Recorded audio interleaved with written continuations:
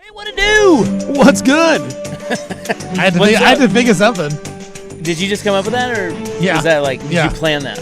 No, I thought of it before the show. You workshopped so it was a plan. Yeah, you workshopped it. Yeah. It's good. I couldn't come in hot with the hay again. What's good? This is way better though. Hey. Startled, hey. Huh. Startled, I don't know what to say. Huh. Hey. Stevie Sook is in. That's right. Is this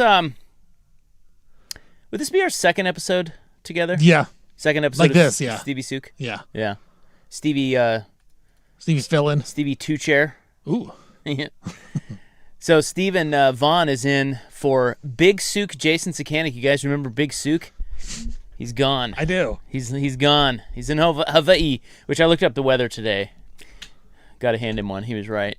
Yeah, he was very. It's not bad. He was adamant about it. Yeah, he was upset that you even would bring it up. Like, what are you talking about? Yeah, and I think part of me was thinking that's wishful thinking. I'm like, dude, there's a hurricane bearing down on the damn islands. It's not going to be good. You know, it doesn't mean you're going to get hit by a hurricane, but it's probably going to be, not ideal weather. Windy, maybe rainy. And they were getting some showers, but not very windy and not too bad all in all. In what do they call it? Kauai. Sounds good. He's in Kauai. I've never been to Hawaii. Any of them. Really? Any of the islands. We are going in April though. Which island? I don't know. Coach Vaughn knows. She hasn't told me. You just show up. I just show up, dude. Yeah. They say, hey, we're going to Hawaii, big family trip. Okay. I'm in. Cool. Well, Kauai is the smaller. Huh. Yeah. It's the smaller. Excuse me. It's the smaller island, and it's chill. It's the chill vibe island. But that's not the tour. Is that the touristy island? No. All right, good. No, it's not. He's in the. Because he can't be that. He's not that guy. He's not that guy. Well, he's been there and done that. Well, I know, but and Maui's pretty nice. Maui's pretty touristy. It's nice, but this one is like the laid back, no one's there island. Gotcha. Because Sook is by far not the hey, I'm gonna go do the touristy thing. Right, but he's also kind of like you. He's along for the ride. I mean, this is not. He's not. Yeah. Yeah, I think there's a wedding out there of one of her friends, his new wife. Allegedly. For those who don't know, Sook allegedly married recently. I don't know. I can't confirm. I feel like I saw it, but I saw pictures. Maybe I didn't. Could have been AI. Yeah, there's pictures on internet. Internet never lies. No, right. Right. I mean, if I've learned anything, right, in the sports biz. So, what do they call it? Kauai? Yeah, Kauai. Leonard. Yeah. Kauai. Or if it's like phonetically, it'd be like Kuwait. He's in Kuwait. Ah. It would be Kauai. It would be Kauai. He's in Kauai. That sounds right. Because don't they say that? Like you're supposed to say every you enunciate every vowel. Yes. Like Tua Tagovailoa. Right. So it would be Kauai. He's in Kauai. That sounds way better. Anyway. That sounds much better. Yeah. It sounds like more professional. Like I'm going on an actual trip to Hawaii. Kauai. Where are you going? Yeah, Kauai. I can't say that. Yeah. Don't clip that, Brandon. We're gonna clip it. Brandon, don't. Brandon, by the way, on the controls over there. How are you? Good to see you. Yeah. Thanks for filling in. I say bad things when Brandon's around. That's my problem. Why? I don't know. That's what Sook does. I know. What is the matter with you guys? I don't mean to. Lay off off the chair. I just can't talk when I'm over here. I can't. You bring up words that Hawaiian words. Kauai. You think I can't. Kauai. I'm going to stick with Kauai. I think that's best for all. Yeah, best for everybody. Well, it's a big week, So Brandon's in all week except for tomorrow. He won't be here tomorrow, but That's right. The rest of the week, you and I. So Stevie Two Chair over here, Stevie Sook, the new Sook, is we're traveling together this week. I'm excited. We are going to Las Vegas on Thursday and Friday for 2 radio programs, of which we will be broadcasting from Circa. Dare I say, Vegas, unbelievable spot all the time. Yeah, we were just talking about Vegas. It's a little spendy now is the problem. Yeah, Vegas is a tough ask for a lot of people these days. I know you haven't been in a couple years. Yeah. My wife and I used to go 3 or 4 times a year. I don't even think we went last year, maybe once. It's tough. Yeah, because it used to be pretty affordable and a lot of fun. And I'm with you because me and Coach Vaughn used to go at least once a year, sometimes twice, because we usually go during the NCAA tournament. Like that second round, that nice. Thursday through Sunday, we would go way before you could really legally sports bet here in Oregon. And then once, so then it was like, but it's not the best of weather. It's not the hottest of weathers at that point. And so Coach Vaughn loves the dry heat. So she's got to go back during the winter or the summertime. Yeah. So we'd have to go in March. Then we have to go back in like August or July because we had to. It's 120 degrees. She loves it. Yeah, I love it too. There's something about Vegas, man. It gets the loins all percolating. You talk vibes. Vegas is full of vibes. Such a vibe. Such a vibe. And it can be anything you want it to be. You can take your kids. You can be anyone you want to be. That's right. I'll never forget. I remember I saw my brother-in-law once in Vegas. We were there traveling. He was like wearing like really fancy like white pants, and he was like dressed really nice. I'm like, what is he doing?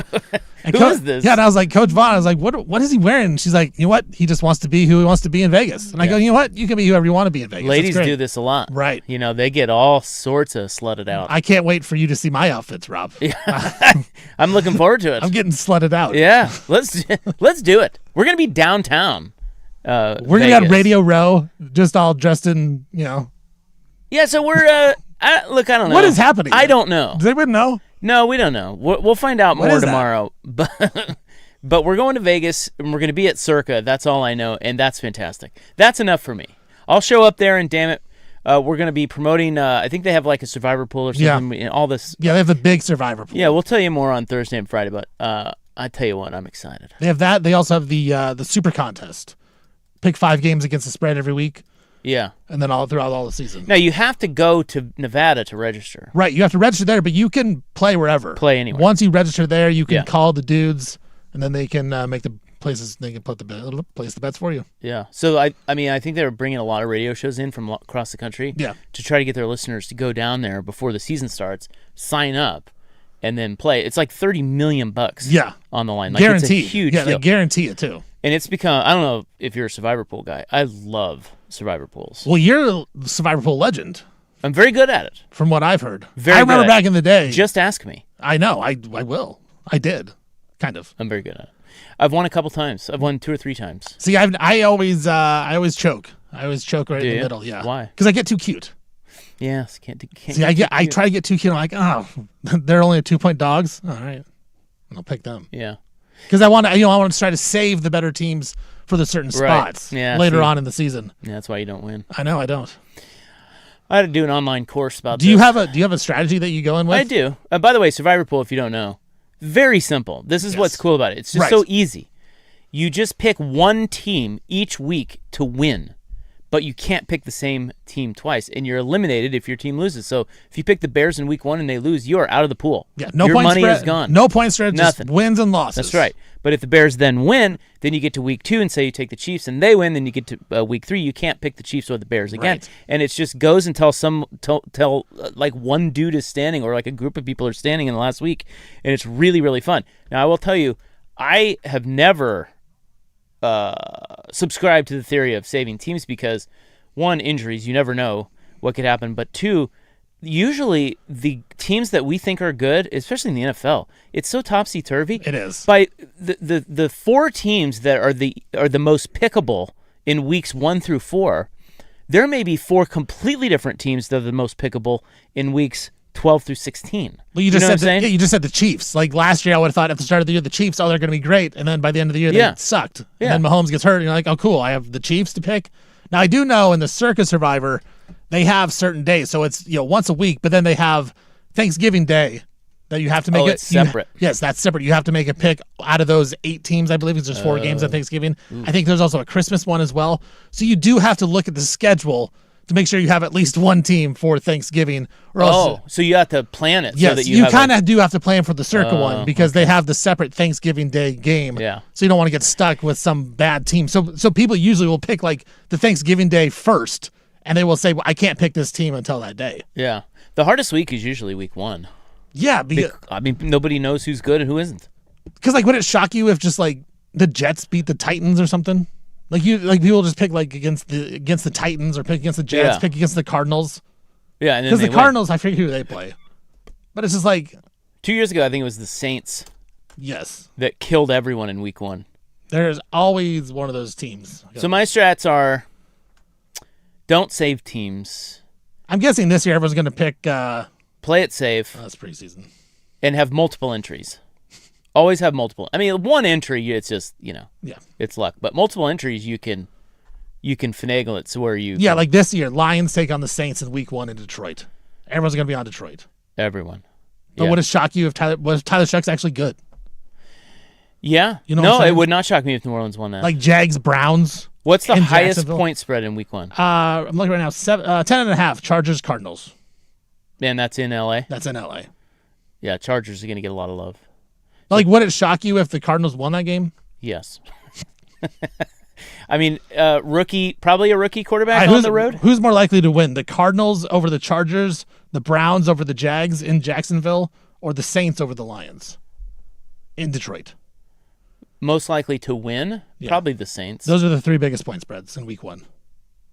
10.5 is the Cardinals, and then 7.5 is the Browns. Tell you what, 7 is the Saints. I feel good about the Jags.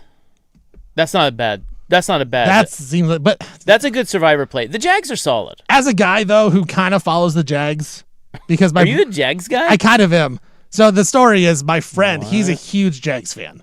How could anyone be a huge Jags fan? He has family in Florida, and so they were Jaguar fans, and so he would go visit them. And he'd like go just pay attention to them, go to all the games and stuff.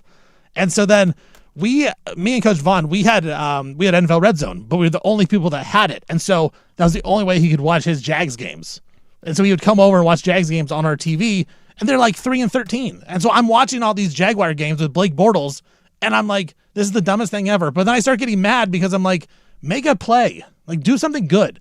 And so it was because I hated them so much and they were so bad that I started to like them, and then they became good and made the AFC Championship game. Should have got to the Super Bowl against Tom Brady. Blake Bortles, right? And so, like, it's because I watched so many bad Jaguars games that now that they're good, I'm like, well, I'm kind of a Jaguar fan, but like, not diehard. Wow. Yeah. So you don't feel good about out of hatred, I liked them. But you don't feel good about Week 1 against no, the Browns? No, because they choke all the time. No, not really. If Trevor Lawrence turns the ball over, they stink. Yeah. They've been a lot better under this new coach. He's been a lot better, yeah.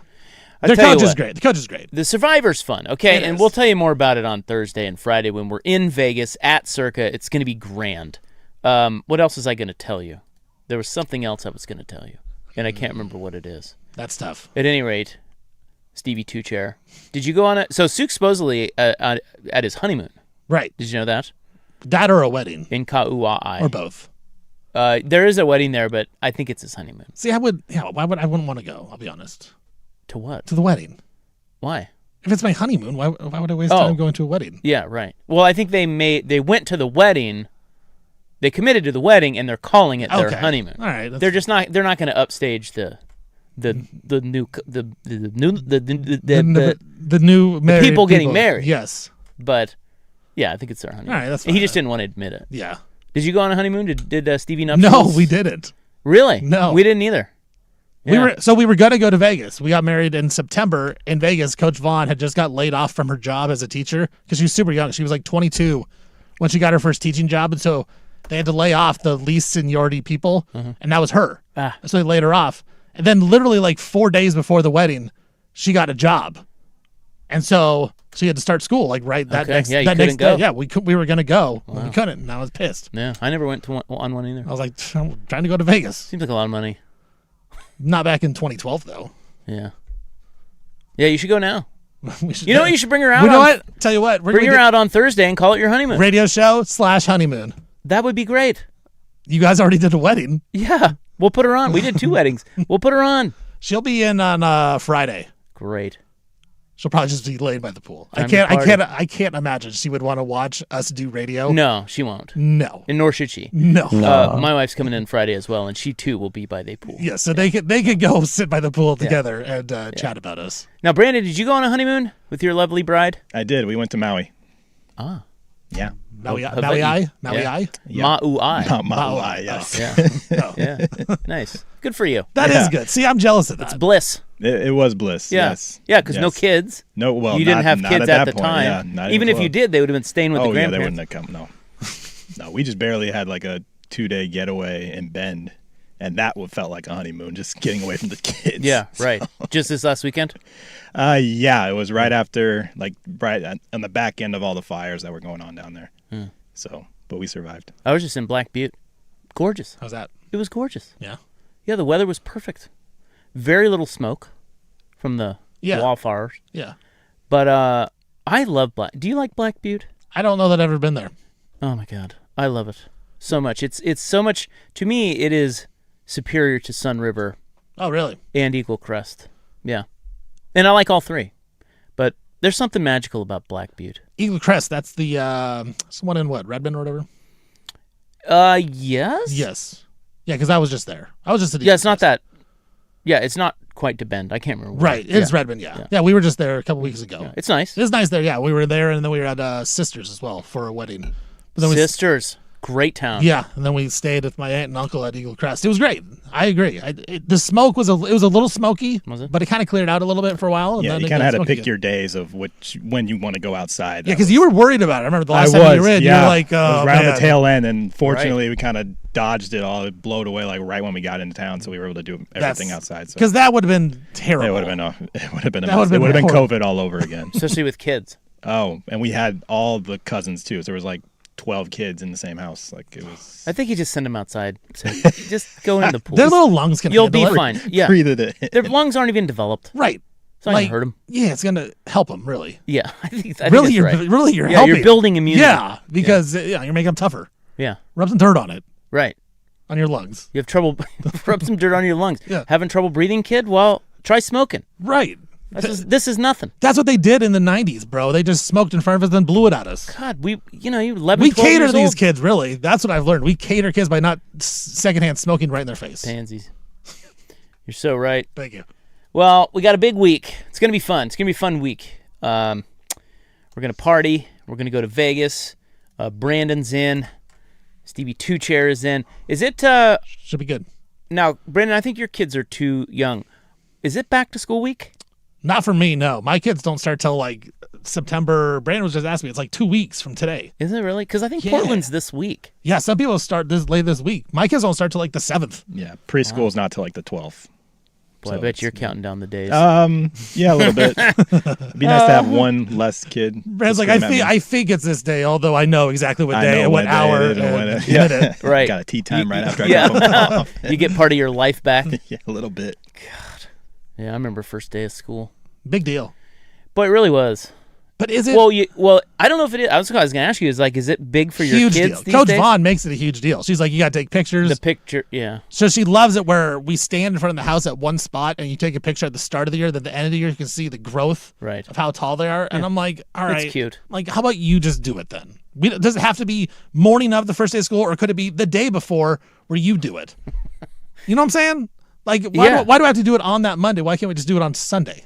Yeah, no, that's a good point. Is that a big... And she denies this? She right. says, She's like, no, it has to be the it first has to day be. of school. Well, it's because what they're wearing. It's how they're dressed. right. Right? They're That's new the thing. clothes. Because they do, I will say... You hold the little sign. Yeah. Well, we don't hold the signs. I refuse. Okay. I will not have my kids hold signs. Boycotting. I like Yeah. I'm not about the gram. Stevie no sign. Yeah. No signs. But you're right. They do pick out their little outfits. Yeah. It's like a big it's very deal. Facebook thing. Well, in this year, my oldest is going to junior high. So that's going to be Huge deal. a huge deal. A lot of... Boy, I tell and you. he's the young one. You know, he's the 6th grader and there's 8th graders there. That's a big difference. I hated that. I got to tell you. It's a little scary. Of all of the, because the first day of school, there's always trepidation and dread. Always. Every year. Always. It sucked. And I would imagine it's still like that for kids. But even worse is middle school. Because we're like practicing the lockers. You Yeah. know, like the little That's combinations and all that. Yeah, you now switch classrooms. Right. And Like, you don't got to just go figure all that out. You just don't go to one class every day? Yeah, you got to go to gym and shower in front of all the other naked kids. It's awkward. I don't think you do that anymore. Good. My 'Cause that brother's was- a PE. My brother teaches there though. He's a PE teacher, so Yeah. They don't do that? I don't think so. Good. That was really awkward. See, even when I was there, they didn't. Worst age to do that, by the way. Like they force you, Yes, you had to. and they just And the they just freaking watch? PE teacher, Mr. Boxberger, or no, not Boxberger. That's that's the Prattle That's guy. this is proud. What was his name? God, I can't remember his name. Brad. Brad. His name was Brad. It was. God, I can't remember his name. Anyway, he would sit in an office that had a giant glass window, much like the one we're looking at Brandon through, just looking into the locker room. He's just sitting there, legs crossed. Yes. Just, oh, hey, yeah. watching naked boys walk by. Isaac, good job, Isaac. It's weird That is and weird. caused a lot of anxiety for kids. I'm just not into it, bro. I am just not into it. That is right. It was just, and that's when you learned, like, well, Well, we don't need to get to that. Yeah. But that's when you learned, how you're doing and where you stack up. You know what I mean? You're going, whoa. Okay. You're comparing. You're like, why does mine not look like that? Yeah, right. Oh, that's weird. You're learning. Right. I will say you're learning, but it's not a good. It's very anxiety. See, I'm glad. I was a little younger. I didn't have to do that. You didn't have to do that. No. Yeah. Yeah, I didn't shower one time after PE. I think the worst thing about school, first day of school, was always you'd get your new outfit, and you'd be like, okay, I'm gonna rock this. Yeah, this is great. I look good. I feel good. And then you'd get to school, and you'd have so much anxiety over whether or not you'd be ridiculed. Well, you're just constantly judging everybody's outfits. Exactly. And you're so like, oh man, I wonder if they like my outfit, right? Like my shirt. You didn't know how it would land, and if it landed poorly, God, you couldn't get out of there fast enough. Some dorky kid has the same shirt as you. Right. You're screwed. Yeah, or you just made a really bad choice and you bought some really dumb shoes and they're going to make fun of you. And then you make one mistake, you spill or something, they call you, Spill your whole life. Stevie Spills. Stevie Spills. Kids are ruthless. First day of school is, man. Having said that, I can't wait to send my kid off to 6th grade. Yeah, he'll be fine. I'll send him the segment. He'll be excited. He'll be fine. Well, yeah, I can guarantee you he's already way more nervous than we could make him. Well, we're trying to teach him how to talk to girls and stuff. Yeah. I'm really good at that. I don't know if you know that. Are you? Yeah.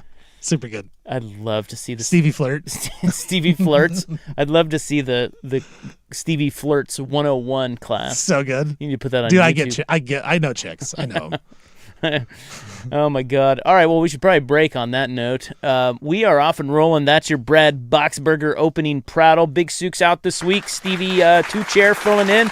Brandon's in over there. We're going to start. Unfortunately, I had the start of the show. I was going to tell you guys, we're just cranking right into all football. All football all the time. It's college football week. I don't care about freaking, what's his nuts? Who's the old Blazer guy? Enos Cantor. I don't care. We're not going to talk about it. I want to get into football. Hell yeah. It is week 0. Football's football. But literally 23 minutes into the show, and we got a new football today. I know, yes. So I love it. From an Oregon coach, because this is the time of year where we are reminded that football is indeed football.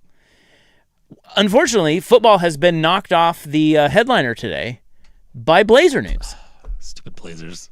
So we'll have a few minutes of Blazer news. It is kind of big news. We will get to that next, and then we'll get into football on the Fan.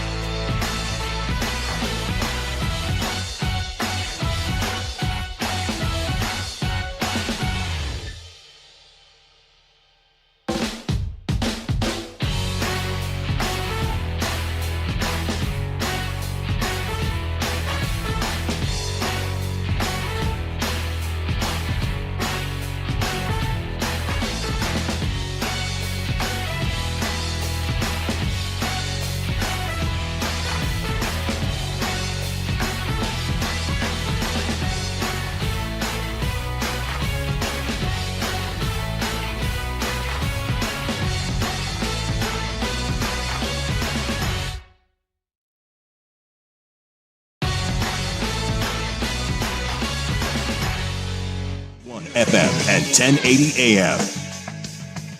First on the Fan, bad news out of Rip City today. Shams Charania reporting Shaden Sharp sustained a torn meniscus in his right knee and is expected to miss 6 months. The injury occurred during a recent offseason workout. Sharp averaged 20 points a game for the Blazers last season, but missed a chunk of games with a stretch fracture of his left fibula.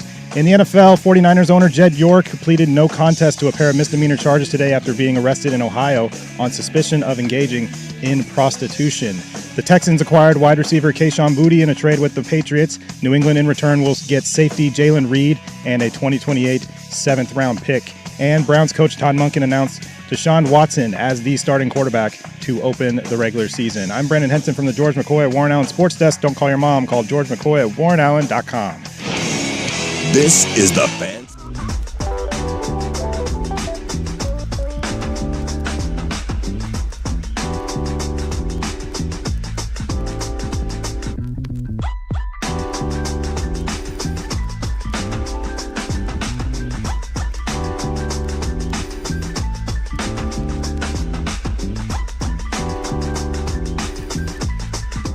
All right, new week, new show. Big Zuccarelli is out this week, so Stevie Sook, a.k.a. Stevie Two Chairs, is over there. Now we've Brandon Henson in on the controls for Stevie Fire / Stevie Freedom, a.k.a. Stevie Concerts. We do have a little love coming in on the text line. The fan text line can be reached at 503-864-6326, and it is a worthy notation. And they want to give you a little appreciation, Stevie Best Ofs, for your efforts on Friday. We were both out Friday, Suk and I, so you ran a Best Of show. And this guy is saying Swigard's lazy Best Of shows in the morning are never any content beyond like the last 2 weeks. He just pulls segments that they've done recently and plays them. You put a lot of effort into Friday's Best Of. And some of our listeners appreciate that, so thank you. Yeah, went back to Bird Sugar. Back in the day, Bird Sugar. I love that. It was really good. I would have wanted to hear that. Yeah, it was from Canelo Alvarez versus, now I can't remember who it was. Mayweather Jr. had a fight as well, so he was previewing that. But again, it's not even about the fights when you're talking to Bird Sugar. Just him talking and the way he says things is awesome. And then, Neil O'Shea from 2013. Wow. Also would have wanted to hear that. The birthplace of Bro. That's right. That's where we got the drop, and I think it was right off the top. If I remember right, it was right off the top. We were talking about the weather. No. You asked him. You were talking about Portland, and then you said, but it's less expensive than like L.A. And he goes, not really, bro. Oh, is that right? Yeah, that's what it was. Yeah, bro. He's like, when you got to spend it on this and this and this, it starts adding up, bro. He was like, well, actually, bro. He did well, actually, bro. Bro. He did. He did. No, Portland's actually expensive, bro. Well, he lives in Lake O, doesn't he? Probably. What is that guy doing now? Do you know? Where's Neil O'Shea? Probably just in his palatial house. Is that a thing? Palatial? His palace? I think you're doing great. I tried to say smart words, and I it's can't. Palatial estate. Maybe that's what I'm looking for. But hey, well, Stevie Best Ofs or Stevie Content, thank you for that. Well, I was going back and I was listening to a lot of them too. So I was listening to some really old stuff. Like I listened to part of the fan wedding that you guys had. Oh yeah. I don't know that I can necessarily play that because there's a lot of sponsors involved with that. Okay. So I'd have to go ask old boss man over there. We did 2 weddings. You did 2? Yeah. Did you know that? I didn't know that. There's a second wedding. No. Yeah, I think the first couple got divorced. But I think we've the second one lasted. The fact that you had 2 people to be like, yeah, we're gonna get married on this stupid show. Yeah. No offense. Yeah, that's okay. Right. I get it. It was great. We actually had it at our old Odyssey, not the studios, but the building. Yeah. And right on the river there. I still remember the look on some of the family members' face. Right. When they were showing up, they were disgusted. What are we even doing? When I was listening, you guys were talking about that. You're like, look at the looks on their faces. They're just like, oh my God. What are we doing? What are these kids? So the next Best Of, Fun. I'll go back and I'll try to find some, from 10, 15 years ago. Stevie Content. That's fantastic. It's better than me just talking. Right. It is. I mean, no offense to myself. Yeah, it probably is. Yeah, it is. Yeah. We all know this. We've done some good stuff over the years. I just don't know where any of it is. Like, I don't know where to... Yeah, there's like folders. Oh, okay. There's a giant folder with old interviews. Well, I'm glad you're in charge of that. Thank you. Well, anyway, we do have Blazer news to get to before we move on to football. It is week 0. That's right. College football. But the Blazer news today is that the Blazers have lost Shaedon Sharpe for 6 months. No. Torn meniscus. Unbelievable, right? I mean, it's such a bummer. Such a bummer, number one, because he can't stay healthy. And he gets the contract. His contract hasn't even kicked in, by the way. He signed that contract extension last year. 4 years, $90 million. 4 years, $90 million kicks in this year. Less than that piece of crap James Harden gets to airball threes. At least James Harden plays. James Harden doesn't get hurt. Yeah, I guess you could argue that. I mean, you maybe don't want him to play if it's the playoffs, but you'd rather have him not. Well, hey, I'd rather have him not chuck airballs in the biggest moments. Neil, but anyway, Shaedon Sharpe can't play in the playoffs either. They tried. Well, he might. They tried, and he was terrible. Oh, really? Against the Spurs, yeah. He had bad. I don't know what to make of him. This is why I need Stevie Blazers, because I don't have an opinion on him. Yeah. I know his athleticism is right.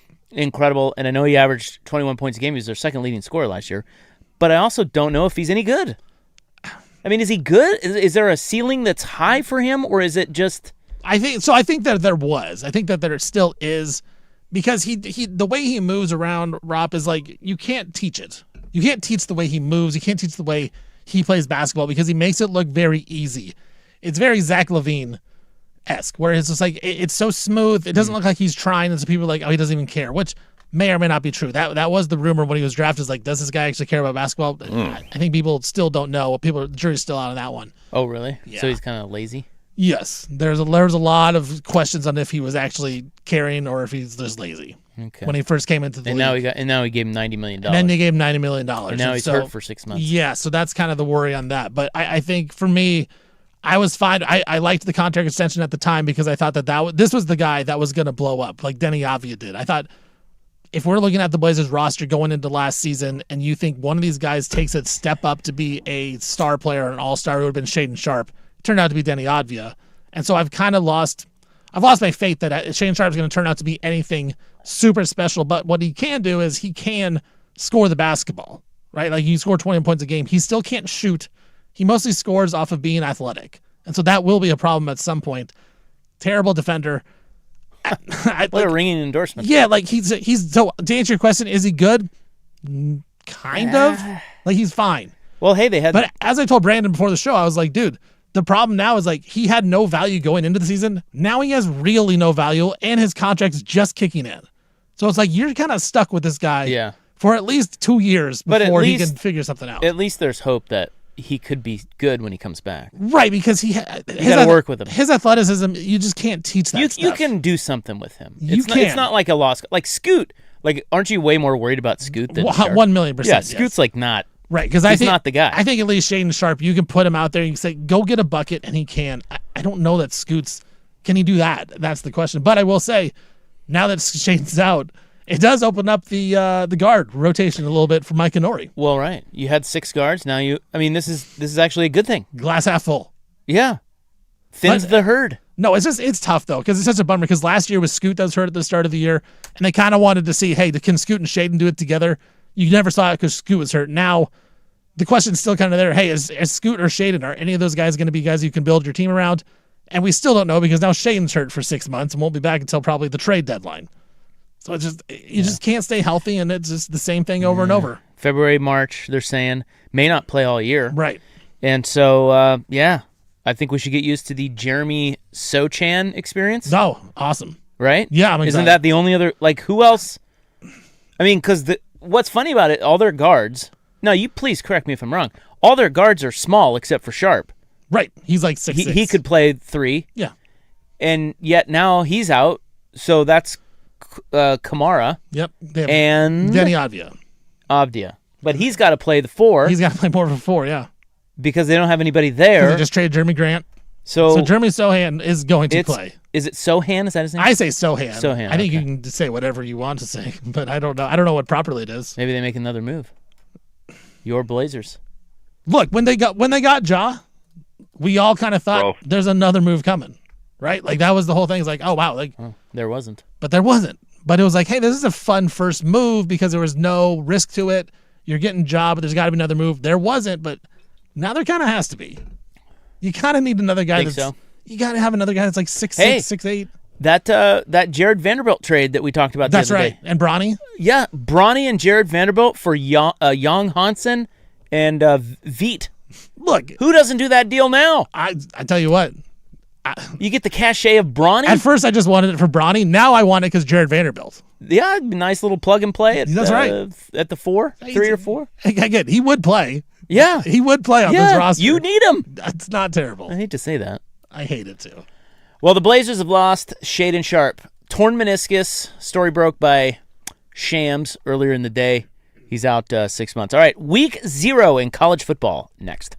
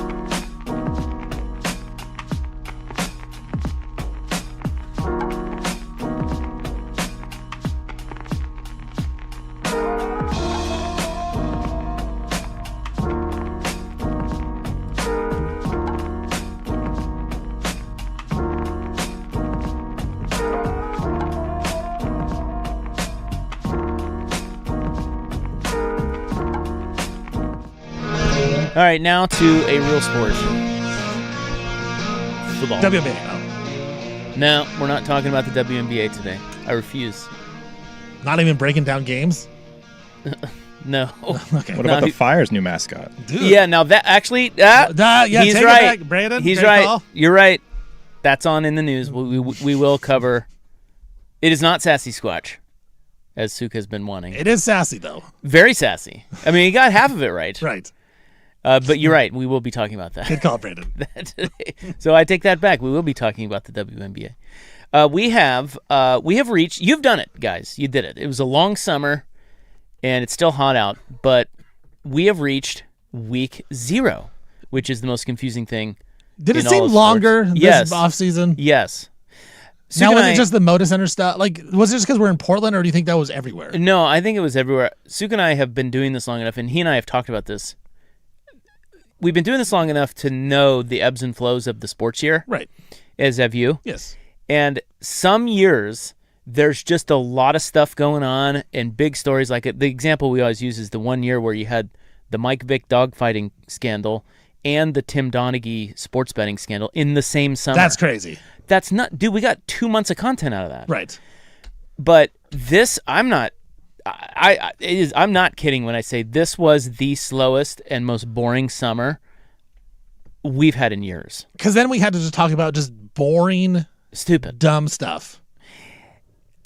Like the Moda Center stuff was. I mean, there's always something to talk about. It's just there was nothing. not that interesting. And then sometimes people get really tired of that same topic. I mean, it's just it was a tough content-wise. Stevie Content had a tough summer. Look, I had to do doing the updates. Usually pretty easy. Yeah. Like there were a couple I days know. where I'm like, well, I don't even know what I'm going to put in here. And don't you think Yes. part of it too is like, yeah, so you Brandon even feel gets it. it too. I Yeah. agree Brandon with feels it. that. That feeling is mutual. And that's the thing. That's where I can judge it on. Is like usually I can at least come up with, because I don't want to just do like, hey, the Mariners are up 4-2 in the 7th inning. Like Right. I think that's okay. Nor should you do that. Right. And so I'm trying to actually put stories, and I can't find any. And they wouldn't be up 4-2. They'd be Like, down 17-0. Sorry, right. And then Julio Rodriguez throws the ball at the ground. Sorry, that's my B. Right.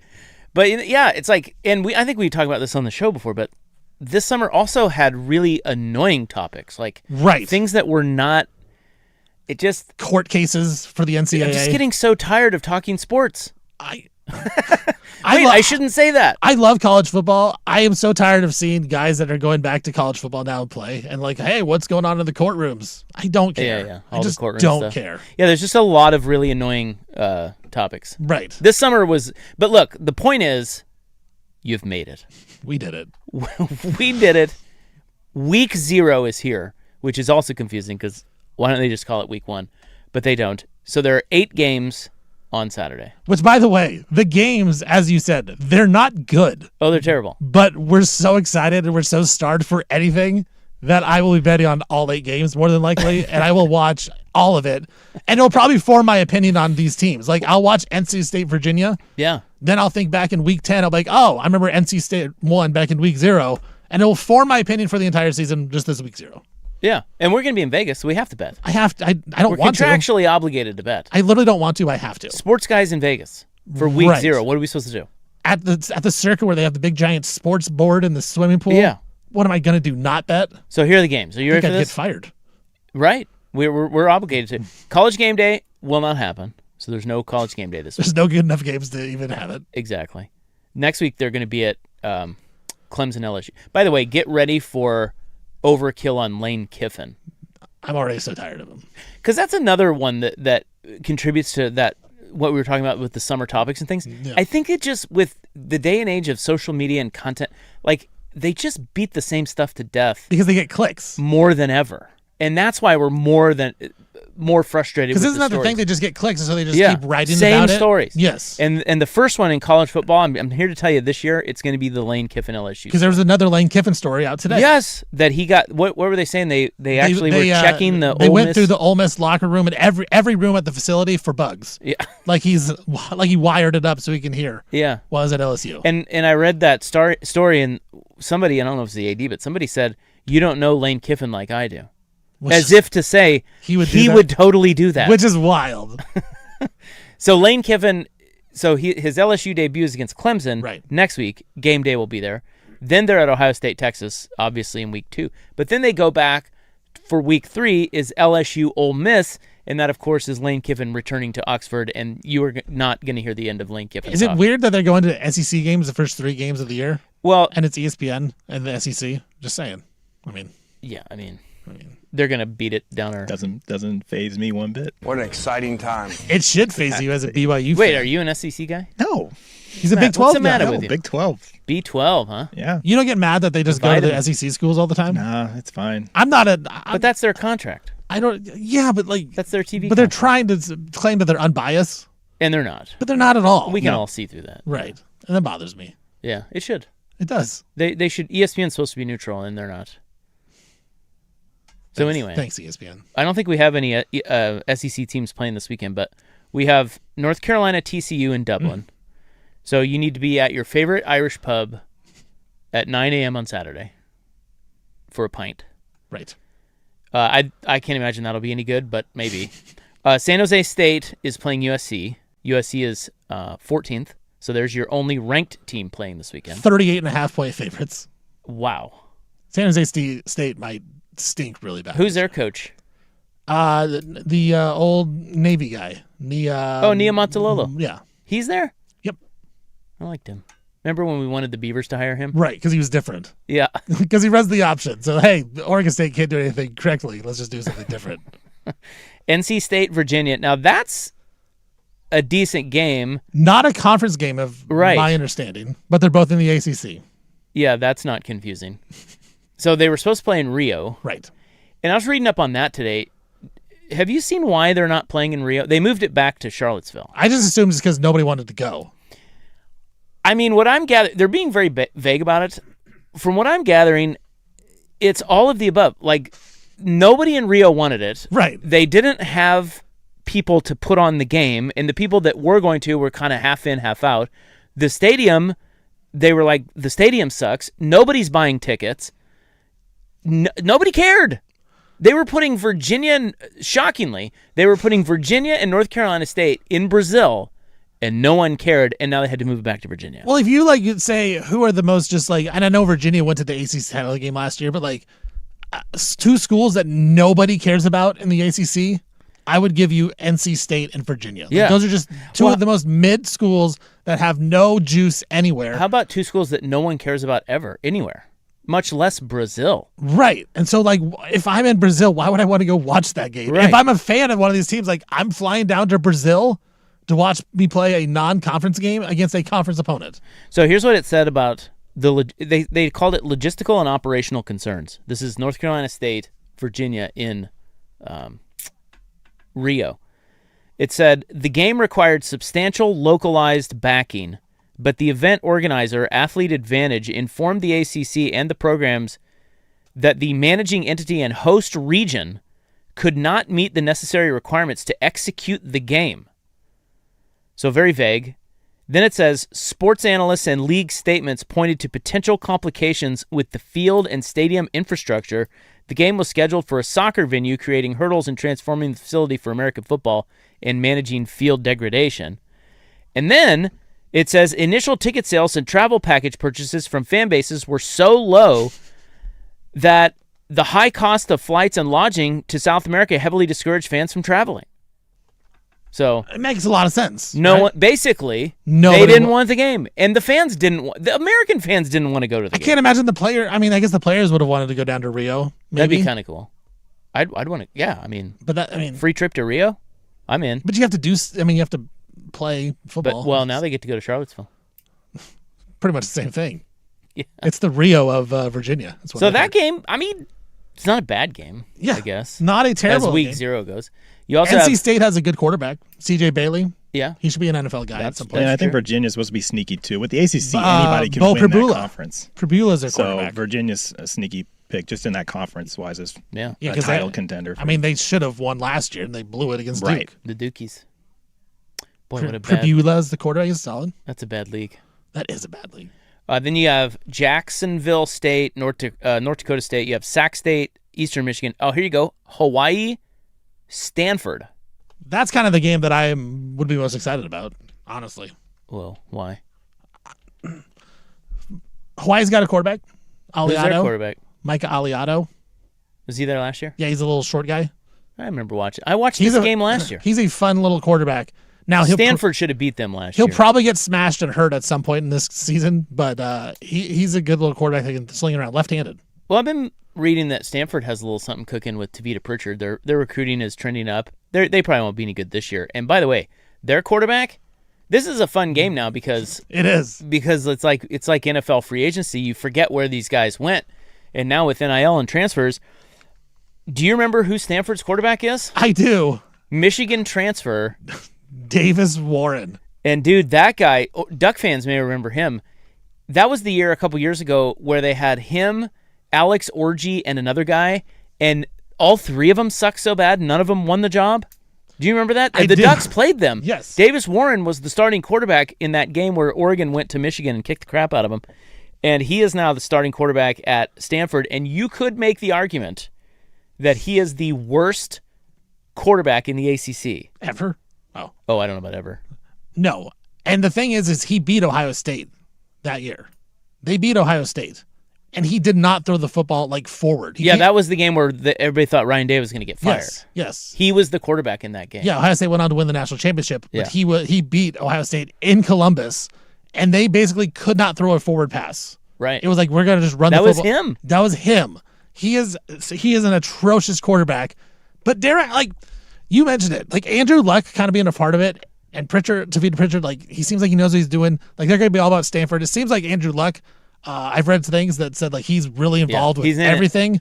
Well, I think I saw this at Kansas, and I'll tell you, when you suck for long enough, there's a tipping point. Yes, there is always a tipping point where people get pissed off, and then people like Andrew Luck step in or donors step in, and they're like, what do we need to do? Phil Knight did this at Oregon.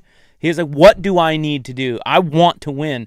And eventually that ends up happening. It's starting to happen, I think, at Oregon State. Yeah. After some really bad stuff. But Kansas had it, and I think Stanford's going through it right now. I'm not saying they're going to win 10 games this year, but I think they're committed to getting back on track. Well, because it seems like these schools and these programs are hiring all these fake GMs, and they bring back a bunch of alumni that used to play for their team, and they don't really do anything. They're just kind of the poster child. They kind of just they're part of the program. Seems like Andrew Luck, by all accounts, is actually out on the practice field helping guys out, actually doing things. And so, to your point with Davis Warren, he may be terrible, but if he's getting some coach from Andrew Luck, I have to think he might be solid, if not decent. Yeah, I mean, they'll run the ball. Classic Stanford. Right. And so, to your point, that's what they should have done last year, just kept running down Hawaii's throat, and they didn't do it. They threw a pick at the fourth quarter. Dude, I remember watching that game. Stanford should have won that game by 3 touchdowns. And then that kicker that everyone loved. Yeah, Hawaii. Yeah. Hawaii's a little spunky. You're right. That could be a good little game. That's what I'm saying. That's the game I'm most excited Good about. little game. And then you have let's see, what do we have? New Mexico State, Florida State. We're going to see Mike Norvell week 0, and then Memphis and UNLV. Those are your 8 games. Not exciting, but football nonetheless. Memphis UNLV. That's okay. I mean, as a mid-major lover, I do like that game. Those two could be. I mean, that's actually not that small of a game because when you think about the college football playoff, that has a lot of implications. Whoever loses that, you're already behind the 8 ball. Because UNLV is the favorite of the Mountain West. Yeah, and then Memphis got a new coach. Right. They got ravaged. But last year, those teams were in the hunt for. And Jackson Arnold's the quarterback at UNLV. He's probably not good enough to play at Oklahoma or Auburn, even though he did. Dan Mullen, Jackson Arnold. Arnold can play on that level of the Mountain West. And he can be a really good quarterback, just like Calandria was last season for him. Well, look, I'm excited now. Dude. You got me jacked up. I don't know if we got everybody excited for football, but that's what you got. That's the first, or the week 0. That's all we got. 8 games. Yep. But we did it. All on Saturday. But we made it. We're here. And we're going to talk about it now. We're here. Ad nauseum. We did it. Again, I am going to overanalyze every game and then make just huge adjustments. We need Stevie Bets. Stevie Picks. Oh, I got bets. Stevie Vegas. You want something, I'll get it to you. Well, I'll save it for Thursday. And the listeners. Yeah, when we get to Vegas, we'll come out Thursday, with Friday. We'll have our locks. We got a whole Thursday, Friday show to announce my bets. I love it. All right, where are we?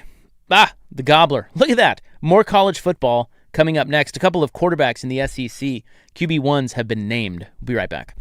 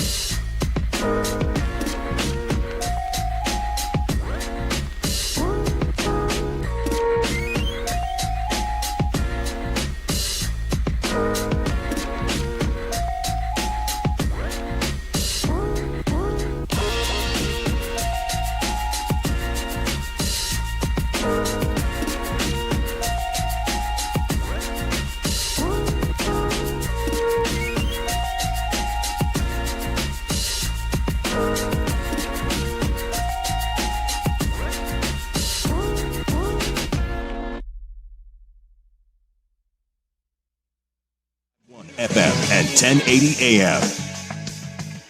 First on the Fan, tough news out of Rip City today. Shams Charania reporting Shaden Sharp sustained a torn meniscus in his right knee and is expected to miss 6 months. The injury occurred during a recent offseason workout.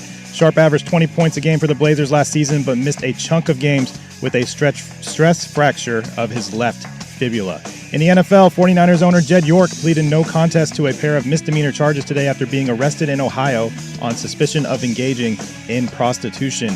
The Texans acquired wide receiver Kayshon Boutte in a trade with the Patriots. New England, in return, will get safety Jalen Reed and a 2028 seventh-round pick. And Browns coach Todd Monken announced today Deshaun Watson as the starting quarterback to open the regular season. I'm Brandon Henson from the George McCoy at Warren Allen Sports Desk. Don't call your mom. Call George McCoy at warrenallen.com. This is the Fan.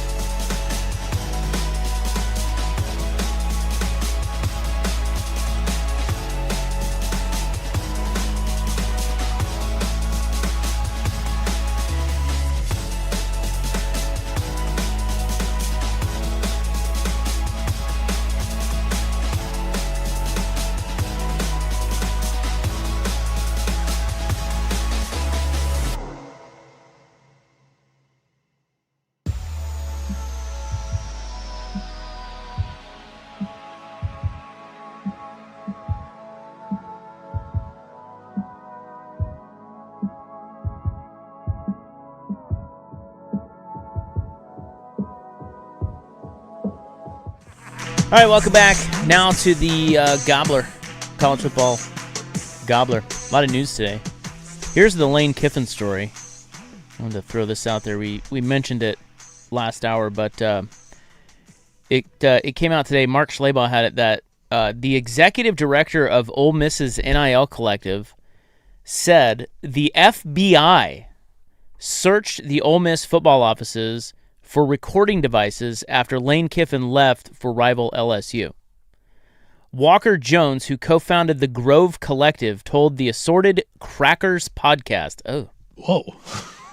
Yeah, I don't love that. I don't love that. I dislike that. That the FBI searched for...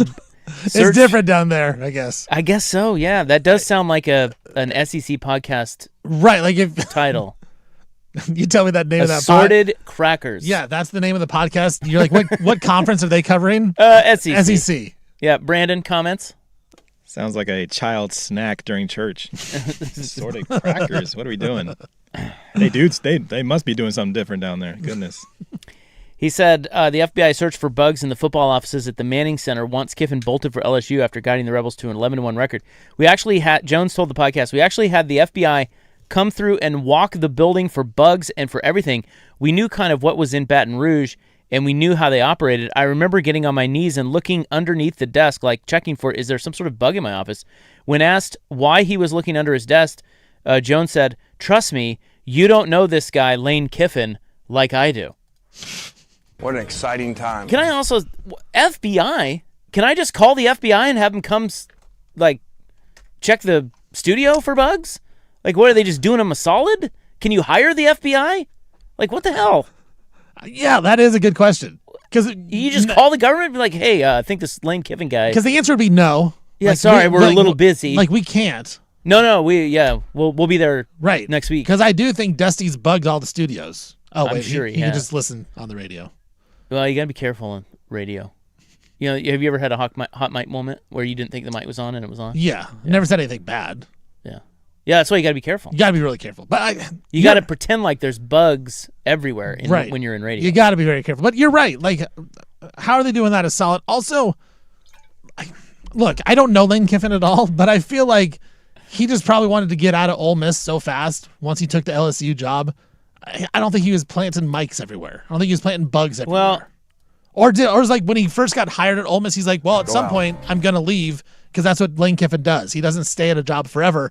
So when he first got there, he planted all the bugs, just knowing for 7 years after he leaves Ole Miss, he has bugs planted, ready to go. I mean, listen, I hate to say this, but if I said, name a coach past or present, who is most likely to bug the offices of his former school, are you not saying Lane Kiffin number one? Yeah. Him and maybe Belichick? Belichick was the only other thought, but he was NFL. Because he literally did cheat, and he would videotape other practices. Yeah, but he's, maybe he, like, who else would do that? I think Lane Kiffin would. I really do. He's like the only one that would. It's crazy. He is crazy. I think more people would. Maybe not. Maybe it's not their idea. Dan Lanning would never do that. Right. It wouldn't be his idea, but it would be like some assistant analyst is like, hey, should we bug UW? We have a chance to bug UW's practice facility. Do you want us to do it? Can you imagine if Lane Harbaugh would have. Jim? Yeah. He's up there. With old Connor. He's up there. Connor Stallions. Yeah. But can you imagine if they caught Lane Kiffin bugging the Ole Miss studios? No. Or, the Ole Miss offices? He might be murdered in that game when they played. Dude. Yeah, he better have some... Like, legitimately. Seriously good security. But, like, what would... He'd never coach again, right? Like, you can't... He could do that? He'd be able to coach. He'd be suspended for... He's, like, listening in on their meetings and stuff? I feel like Lane would find a way to wiggle out of this. What an opportunity. Right. What an opportunity. It is. Because it can't... Again, it goes back to they just care more at Ole Miss and in the SEC and at LSU. You think LSU's going to fire that guy? Like, he gets caught. No. Is LSU firing him? No, they're not firing him. I think they're forced to fire him. I think they maybe not. Maybe it's not. I just think they're like, nah. Like, we just paid this guy. We're not going to fire this guy. It's the day and age of like get away with anything now. So right. maybe because someone else is going to do something stupid in a week and we all forget. What they didn't say on this story is if they found anything. I imagine they did not. But I can't imagine. Like I said, if they did, that'd be one hell of a controversy. Again, it's just like I just don't understand like when he would have done this, like on the way out. So like he was being interviewed by LSU the last couple of games of the season, and so he starts planting things. Yeah, I mean they were all worried about it. I remember like with the coaching staff because some of the coaches stayed with Ole Miss, and they're like, "Well, do we really want these coordinators to stay?" They're just getting information to give back to Lane Kiffin on the way out. It's a decent point that you probably couldn't do that without somebody noticing somewhere along the line, right? Because when else? I mean, maybe you could. There's cameras everywhere, anyways. But all the Mississippi coaches are like, Why is this random analyst putting microphones everywhere? Right. Are we on Hard Knocks? Why are they always under the desks? What? Yeah, we're on it's Hard Knocks. That's the play. You just we're like we're wiring everything. Yeah, up. Netflix is doing a Hard Knocks type show on Ole Miss. Meanwhile, we'll just leave the infrastructure when we're gone and just listen in. Yeah, they're gonna follow us during the off season. It's like our old TV cameras are probably still listening to us. That's right. That's right. Yeah, Comcast Sportsnet still playing stuff. Yeah. R.I.P. Comcast Sportsnet. R.I.P. CSNNW. Man, what a time. That was a time. It was an exciting time, and it is no longer. But yeah, no, I think you're right. I think Lane Kiffin's the one guy. Like, he would be the number one guy that you would assume did that. By a million. What an exciting time. I can't think of another. Like who would be the guy that wouldn't do it the most? Signetti? Sataki? Maybe like, for some reason, Chris Peterson pops into my head. That's a good call. I don't think he would do that. Lanning would. I don't think so. I think Lanning's trying to do I think Lanning's doing anything he can to win. Yeah, but not that. He's not cheating. Why? Well, you don't think he had some Connor Stallions type guy that's recording other signs too? You're crazy. Everyone's doing that. Michigan's just stupid. Yeah, Michigan's just stupid and got caught. Yeah, I think they took it to another level. Right. Yeah. But I think there's some sort of person that their job is to steal signs and relay it back to people. But I think some of that's just gamesmanship, right? That's just part of the game. Right. If you're dumb enough to have your signs stolen, that's on you. Because people are trying to steal your signs, but you can't actively film from the other sideline. You can't sneak a guy onto the other sideline and actively. Again, there are rules to the rules. And that's why I think Michigan is stupid, that they did it so dumb that they got caught. Yeah. Well, anyway, I don't know why that was necessary, but they checked for bugs in the Ole Miss offices. Mike Riley would never. Would never. That's a great call with the texter. Would never. I'd be stunned. He would never. Then again, do you remember how he felt when Bill Cosby, all the stuff about Bill Cosby came out? That's true. Bro, you just never know. Like, that guy would never do it. That was the most shocking news of all time. ever. Bill Cosby. Seriously, Bill Cosby. Of all of the celebrities of your childhood, you'd be like, oh, no. It is weird. Squeaky clean, Bill Cosby. It is weird to think, like, what? Rape. I mean, how long ago was that? 10 years or so? Like, just the thought of him 20 years ago to now. Who? Are you talking about Bill Cosby? Yeah. Yeah. Dude. Like his reputation? Yes. You're right. It was shocking. So what you're saying is Mike Riley the most likely to do it? Don't put it past the old fella. He won ball games. Back in the day now. At Oregon State. That's impossible to do. You know, there was one guy at the station that everybody loved Mike Riley. And rightly so. How could you not? He's the sweetest man. Really genuine man. But there was always, we had one guy. Do you remember this? No. That played for him that said, he would always reiterate that there was another side to Mike Riley. And it was Will Darkins. Ooh. Always swore, he did not like Mike Riley, and always swore that you guys don't know there's another side to Mike Riley. The coaching side. Never heard that ever from anybody ever. We've known a lot of people that have played for him. A lot of people. Except for Will Darkins. A lot of people. Yeah, Will Darkins, Lake Oswego grade. I remember watching him in high school. Yeah, he was a former fan personality. Yeah, that's right. He did not like Mike Riley. Interesting. Like the only person not to. Just because, I don't know. I don't know the coaching side of Mike Riley. I mean, is there yeah, I'm sure he could be a jerk. Yeah, he's a coach. He's a football coach. He's yelling at my you. God, he's the nicest guy on the planet. Right, he's doing that. As football coaches go, find me a nicer one. I feel like all coaches are going to scream at you. Exactly. All football coaches. Okay, I got 2 QB1s named. Yes. You know your recruits, Stevie Croots.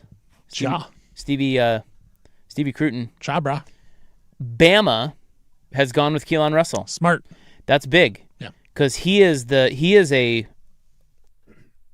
not a true freshman. He's going to be a redshirt. Second year guy. Yeah.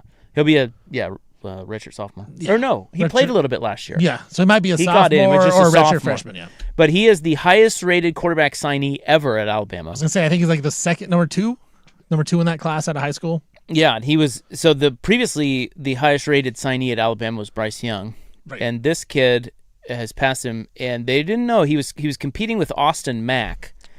But Russell, he was a UW transfer. Austin Mack was. Yeah, he was with DeBoer. Like he was going to be the next guy in line behind Penix. Right, and so he's probably going to leave. I would imagine so. But Russell wins the job, and if he's legit, and they are saying there's a lot of talk that this kid is really freaking good.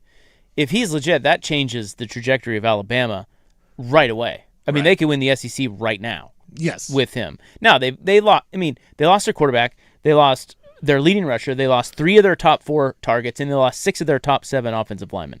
But this is college football in today's day and age. It's like every team is replacing a million positions with transfers. And they couldn't run the football last season, and they still made the playoff and won a game in the playoffs. Yeah, see, I think if you're going to bet on Alabama doing something really well this year, it's running the football. I agree. I think they are going to shore that up. And I'm a Kalen DeBoer truther. I think this guy is awesome as a head coach.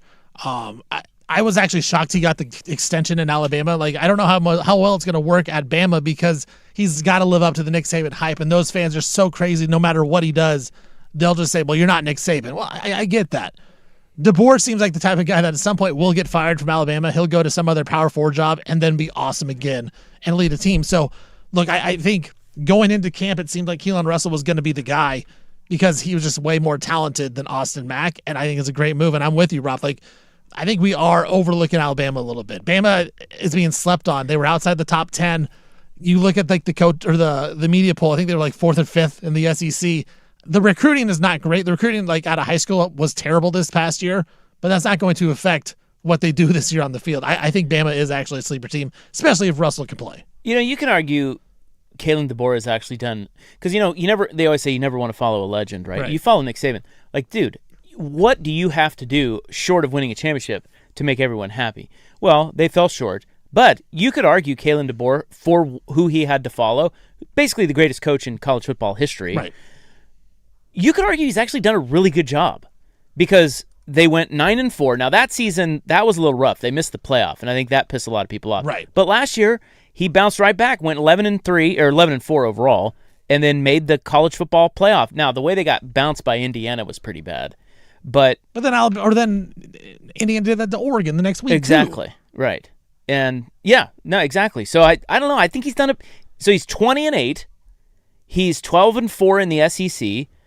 I mean, that's pretty good. Right. You just look back at Nick Saban's record, and that's the problem because it was such a different time. Yeah. They won 28-0. College football was so different like 4 years ago when Nick Saban was there. That's why Nick Saban quit, because he didn't want to go change with everybody else. So you look at his record, it's a little different now. I tell you what, I'm with you. I am a Kalen DeBoer truther as well. I think he's really good. I think he's great. And so I'm with you. I think Alabama is one of my sleeper teams this year, especially with Russell at the quarterback. The other thing about Alabama that's interesting is we forgot about Ryan Williams. Like Ryan Williams was like 2 years ago was like he was hyped up. It was him and Jeremiah Smith. There with Jeremiah Smith, and he has disappeared. Yeah. So can this kid Russell, because he's dual threat, Russell, can he bring back the legit Ryan Williams that we remember for 2 years ago? They could be, if Russell's the real deal, plus Ryan Williams, and if they shore up their run game, watch out for Alabama. Yeah, and the Alabama football schedule, it's not as tough as you would think it would be. And their toughest game against Georgia is going to be at home. They also play Texas A&M at home. They do play at LSU. They play Florida State at home. Like, the schedule is doable for Alabama because they have most of their tough games at home. Watch out. Watch out. Tennessee is another one in the SEC that named their quarterback. They're going with a kid by the name of Faison, or perhaps it's Faison. I don't know. Brandon. Faison Brandon, which is a strange name. You'd think it would be Brandon Faison, but it's not. It's Faison Brandon. Right. Or Faison Brandon. I agree with you. That's the way it should sound. But so he wins over some kid named George McIntyre. Now, Brandon is a 5-star recruit. He was the number 2 quarterback in the class of 2026, so he's another one who's just like, he's going to be a true freshman. Right. So he's the first true freshman to start at Tennessee at quarterback since 2004. That's wild. And looking that up, do you know who that was? No. Brent Schaefer. Wow. The great Brent Schaefer. Yeah, I don't even remember him. I don't remember him either. But he is also, so we mentioned Keelan Russell is the number 1 quarterback recruit in Alabama history. Yeah. This kid is the number 2 quarterback recruit in Tennessee history. Behind is not Peyton Manning. It's Nico Iamaleava, who is obviously now at UCLA. But this kid, he's supposed to be legit too, another dual threat guy. So you can see the trend here. Yeah. They're going with the upside if they don't have the elder transfer with a bunch of experience. Well, I do wonder if we're going to start seeing more and more top true freshmen start right away, because Suk talks about this, how if he was a big-time school, he wouldn't even recruit big-time college freshman quarterbacks because you have to pay him so much to go to your school. You might as well just hit the portal. So I do wonder if a guy like this Faison Brandon guy, he's getting paid so much money from Tennessee. Some of their boosters are like, dude, if we're going to pay this guy $4 or $5 million out of high school, he better start. Get his ass and he out better there. be good. Yeah. Well, especially after everything happened with Nico. Right. That was like we can't, mess. yeah, because they made the playoff with Nico Iamaleava. He was a freshman, makes the playoff, and then That's he's like, I'm going to quit on your team and not play in the playoff game if you don't pay me. God. What a situation. It is wild. I'm with Suk, though, when he talks about that. I'm Right. so with him. Like, the best route is older, experienced transfers. I agree. That's the best route. That's why Oregon has done it the way they've done it. Mm-hmm. And they were able to get Dante Moore to stick around. But and I tell you what, Gabriel Moore, Raiola. If Raiola stays at Oregon and plays next year and is good, they'll get another really good player in the portal that'll just be like, I'll sit out another year and play at Oregon. Well, it's such an advantage. Yeah. Having all those starts under your belt, you're a little older, you just, I don't know. Because I tell you what, like a team like Tennessee, they may not have national title expectations, but to go into the season with an 18-year-old starting quarterback that's a true freshman in that league, dude, I wouldn't feel comfortable. Like, he may be awesome. He may turn out to be a really good player. But you're going to take your lumps. You're going to take some lumps. He's going to have ups and downs. Yeah, like it seems like such a hard spot to put a guy, an 18-year-old in that situation when you can go out and you recruit a 22-year-old guy out of the portal. By the way, one quick text, a friend of mine texted and said, we were talking about Lane Kiffin bugging the Ole Miss offices. Coaches most likely to bug the office of the school they leave. Urban Meyer. Great call. Pretty good. Great call. That's popped in my mind, but I didn't want to say it because he's kind of you're not really sure what kind of guy he was in the locker room compared to what he is on TV now. So it's kind of 50-50. Kind of slimy. Slimy. Yeah. I see the slime. I can see that being a possibility. See, I feel like Lane Kiffin is just outwardly slimy. We know it. Jim Harbaugh is sneakily slimy. Urban Meyer's just he's kind of quietly. Well, the more we learn about him, the more we're slime. like, yeah, this guy sucks. He was a slime bucket. Yeah. Where it's like Calipari, we know you're going to do shady things. Patino. Right. Patino, we know you're going to do shady things. Exactly. But I don't know. Yeah, that's a good. That's the way it should be. But Bill Self, maybe he's not going to be out and out and do shady things. But hey. Oh, he would never. Sorry. Keep that angel's name out of your mouth. That's right. He's never done anything shady. No. No. And there's your gobbler. Switching the subject. I thought you were going to bring up the Oregon State quarterback. Wait, did they name it? Yeah. I didn't see that. Yeah, Braden Atkinson. The transfer from Mercer. Which is what we said. I thought they'd start Murphy, actually.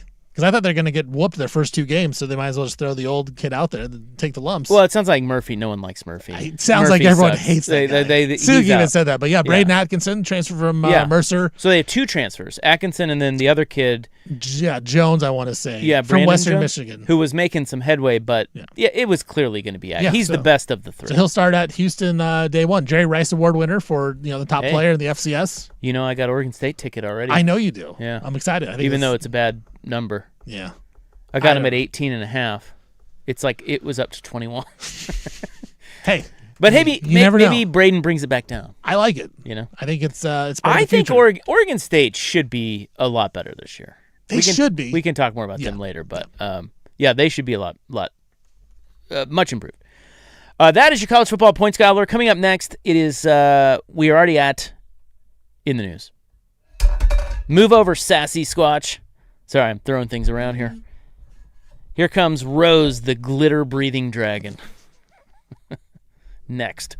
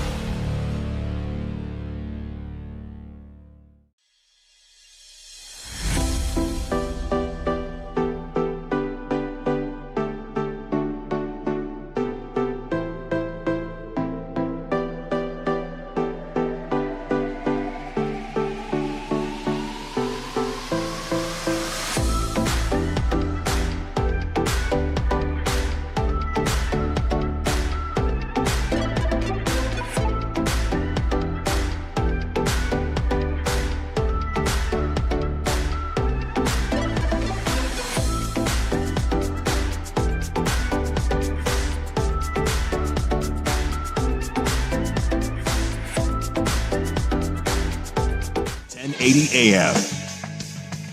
First on the Fan, tough news out of Rip City today. Shams Charania reporting Shaden Sharp sustained a torn meniscus in his right knee and is expected to miss 6 months. The injury occurred during a recent offseason workout. Sharp averaged 20 points a game for the Blazers last season, but missed a chunk of those games with a stress fracture in his left fibula. In the NFL, 49ers owner Jed York pleaded no contest to a pair of misdemeanor charges today after being arrested in Ohio in suspicion of engaging in prostitution. The Texans acquired wide receiver Kayshon Boutte in a trade with the Patriots. New England, in return, will get safety Jalen Reed and a 2028 7th-round pick. And Browns coach Todd Monken announced today Deshaun Watson as the starting quarterback to open the regular season. I'm Brandon Henson from the George McCoy at Warren Allen Sports Desk. Don't call your mom. Call George McCoy at warrenallen.com. This is the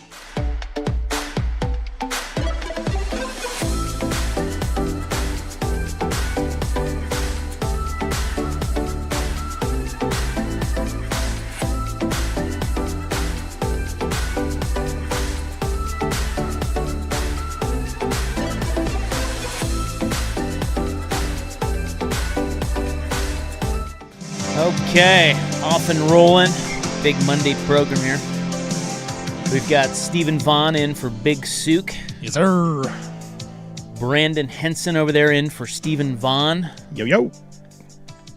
And it's little old me. And then just Isaac Rupp, as always. Still here. Still here. It is August 24, 2026. It is time now for In the News. I'm your noted and humble newsman. Thank you. Please be seated. Thank you. It's brought to you by the Advocates, injury attorneys at advocateslaw.com. Today is National Waffle Day. Ooh. Does you like a good waffle? I do. I do's like a good waffle. I will say, though, sometimes people go a little too crazy with the syrup. Well, wouldn't it be because the syrup is the only thing that makes a waffle good? You don't like a waffle? By itself, no. Right, the syrup helps it, but I think when you overdo it with the syrup, it just makes it so gross. Like you can't put it in every square too much? I can't, right. Like if you put it in, I'll put it in every square, I just don't want to overflow it. Like people just go over the top with it. Huh. Don't drown it. Right. Look, I'll stand down on the idea of syrup to waffle ratio. Yeah. I don't know. But what I can argue, and what I will argue, is that any food item that has to have something else with it to make it good. This goes to your chicken argument. Yes. It is not great. It's not a great food. Chicken, I've always thought that. I mean, chicken's good in and of it. Like, you can have a nice piece of chicken and not do anything to it. But most of the time you need to do something to it. But yeah, most of the time you want to dip it in something or you want to have something with it. Mushrooms are the same way. We were just having this conversation yesterday, ordering mushrooms. Like, but if you put, if like they're sautéed with a nice, right, that changes them.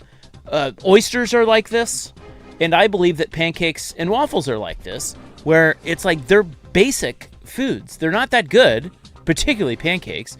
But once you slather them in butter and syrup, well, of course they're good because it's butter and syrup. I can stand by that. You know what I'm saying? Yeah, because if I'm going to breakfast, I usually won't order any type of pancake or waffle. I'll try to get more of a breakfast sandwich. Yeah. Or even like a hash. Yeah, because pancakes aren't that good. Yeah, they're fine. Like, who orders just pancakes? My kids? A lot of people. Do they? I think a lot. Are you one of these people? No, I'm a waffle guy. I'm actually a French toast guy more. Ooh, French toast. French now, toast, that's a little different. But no, at the Fire game yesterday, they were having one of their videos where the players talking about would you sit, bench, or cut pancakes, waffles, and French toast. And a lot of them picked pancakes to start. And I was like to start pancakes. Start pancakes, and they would bench French toast and cut waffles. Well, that's, by the way, can I answer that properly? Like, there is only one correct. Yeah, well, give me the answer. Start French toast, bench waffles, and cut pancakes. I will accept nothing that is not in that order. I'd swap the pancake and waffles. I think I like a pancake better than a waffle. Why? I don't know. What is the matter with you? I can't tell you. I just think they all kind of suck unless they have the accoutrement. Yeah. It's just like oysters. Right. Oh, oysters are so good. Yeah, well, you slather them in lemon and hot sauce and And all the There's much better breakfast items that you can get besides way this. better. If you keep comparing oysters with chicken with waffles and pancakes, I'm not going to eat any of them. I'm not an oysters guy at all. Okay, but is that because of the taste of oysters? That is the texture of oysters. Yeah. Well, I can see that. Yeah. But do you see my point, though? My point is, I see your point. Yes. none of it is good on its own. Right. Like you don't eat pancakes. If you like pancakes, you don't just eat pancakes. You have to put stuff on. You have to put stuff You on them literally to have make to. them Right, good. right. And that's why they're not good. I can buy that. This is what I'm putting in my. I can buy that because Bible. you are right because I can eat an egg just the Just scrambled by egg. itself. Yes. Although eggs kind of by themselves. Right. Yeah. I can eat bacon just by itself. Yeah. Yeah. Okay. By a lot. Right, but I would much rather have a bacon, egg, cheese breakfast sandwich. That's true. Combined. You're combining items Right. then. But yeah. International Strange Music Day as well. Oh. What's You- the strangest music you like? I love oldies. Like, Do you? Like 50s and 60s. Love it. Love it. Really? Yeah. I go through Learn stages where something new about you. yeah, I will go through stages where I listen to that stuff all the time. My wife likes the oldies. I love the oldies. I used to listen to it when I was a kid, like driving around the car with my See, mom. I think that's what it is. If you like the oldies, Listen to Kissin' FM. Yeah, Yeah. that was an Odyssey station. I mean, Intercom at Where the is time. it? It was. An Odyssey station. Hey, tell you what, I was there. Suk and I were both here when they flipped that, and I think they flipped it to country, right? That sounds right. Yeah, they flipped it to the Wolf. And let me tell you something. It was Thunderdome at the front desk. I don't blame him. Amy at the front desk was receiving death threats and call. Like people were pissed that Kissin' went away. It was a very controversial move. Yeah, I was just listening to An Odyssey station. to the Stone Poppies the other day. Different drum. Yeah, dude. That's fantastic. Yeah. I do feel like people that really love the oldies are people that associate the oldies with a great childhood memory. I agree, but I also think like some of the oldies, like the ones that are still really good, I think it's just crazy to think like it stands up still 60, 70 years later and it still sounds really good. Does it? I think it does. Do you like any strange off the beat music? Huh. You're just a rocker. I think classical, low key, I like classical music. I can listen to classical music. All right. I mean, it's not like I can sit there and tell you like It's more just of a vibe. who composed it. I just love the sound of it. Yeah, that's a vibe. Yeah. Classics are vibes. We have a new level 3 go now evacuation notice for another wildfire. Like basically the whole state is burning. People don't seem to really. I mean, I guess we all care. It's just like, We just live with it now. yeah, what are we gonna do?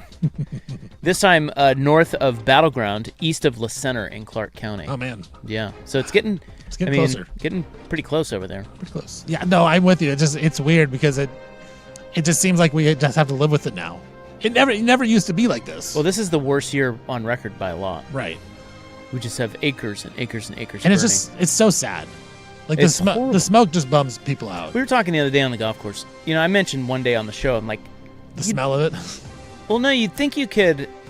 I tell you what, when we were at in Eagle Crest, there was smoky. I walked outside, it smelled just like campfire, and I was like, I gotta get it. Yeah. What Isaac Rob saying. Yeah, man. I love that smell. I hate to say that, but Gotta get it. you know, you'd think there'd be a way that they could divert the lightning, right? Like, you know, I don't know. Isn't there a way to make lightning strike something else than not every time, but I mean, like minimize the lightning strikes? You know, somebody else was saying Oregon is full of water. Right. Why can we not get the water, particularly in rural areas where water. these lightning strikes occur and start these fires? How can we not get the water that's there to the fires quickly? It seems like why can't we do that? Well, I just feel like there should be more because you're right. I don't think we can rearrange where the lightning strikes, but Well, I'm gonna say rearrange it, but I can't feel like you? that's a God problem. It is a God problem. But I feel like we can be more prepared. Like we can tell, like, oh, there's going to be lightning strikes coming out soon, right? So like, let's prepare The water. The water. Let's get the water ready. Let's get the water ready. I don't know. Again, I don't know. It just seems like it wouldn't be. and then it shouldn't start this That whole giant fire throughout the state of Oregon. Yeah, but shout out to all you firefighters out there Yeah. fighting the good fight for Speaking us. of like just jobs that I couldn't do because I know I'd be terrible at it. Firefighter. Really? You My think you'd be mom terrible at it? loves firefighters. Like, loves them. Well, they get chicks. Yeah, she thinks they're very... And rightly so. She will, like, if she sees a fire truck, she will, like, go out of her way to, like, start waving like a little child. Wow. Because she loves They're them. like celebrities. And wants to jump on them, yes. Interesting. Well, they do. I mean, you know, it's a cool profession. See, I already got chicks. That's the problem. If I was a firefighter, I'd get too many chicks, and that... Yeah, we can't have that. Yeah, you're too hot to be a firefighter. Right. Too good looking. I know a lot of cops and a lot of firefighters, and they all say the cops get so mad. They're just so manly, dude. Oh, the firefighter. Everybody loves the firefighters. Love them. And everybody hates the cops. Yeah. The firefighters just sit in there, make their spaghetti, wait for the call, put on their capes, head out, and impress everyone. That's right. I agree. I remember I had a couple firefighters in my house for reasons that shan't be named. And I looked at them, I was like, oh my God. Look at these two stallions. Yeah, a couple firefighters came in our house because little Huddy was sick and he like couldn't breathe. And they sent them out, and they were great. Yeah, they got the suspenders on. There's also fire in in the neighbor's house. And I see him like climbing up the roof and like pulling people out of the house. Heroes. It was one of the scariest things I've ever seen because the person was just dead. It looked like in their arms, but they're just carrying him out. Yeah, true heroes. Yeah. Tell you what, love them. Those hot firefighters. We're not only attracted to him. Yeah. What a job. That's a tough job, though. Yeah. All right, move over, Sassy Squatch. Here comes Rose. We'll get to it next. The home of the Oregon Ducks is the Fan Sports Network. Touchdown, Oregon! Ducks Game Day, presented by Coors Light, kickstarts the action. And stick around for the Dick Hanna Dealership's post-game scoreboard show. Ducks coverage on The Fan is also brought to you by Langdon Farms Golf Club, Laurelhurst Market Steakhouse and Butcher Shop, and Philbrook Law. Hear all the action on your home of the Ducks. 105.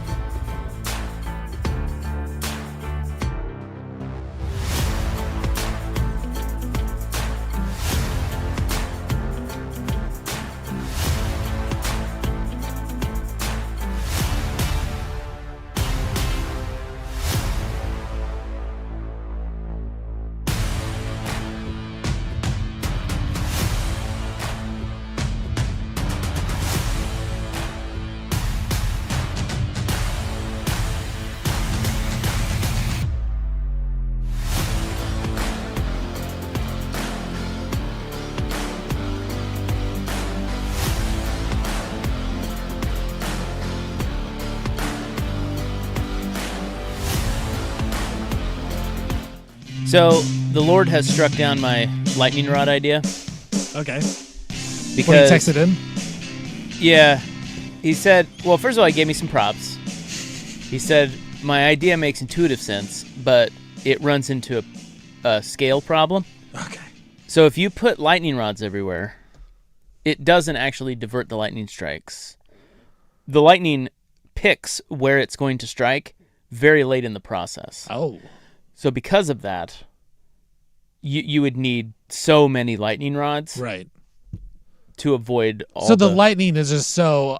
you can't determine. Yeah, you can't determine where it's going. It's not like it's sitting up there going, I like that spot. I'm going to hit that tree. Right, and then it announces to all the other lightning rods or the lightning strikes. Hey guys, I got this spot right here. Yeah.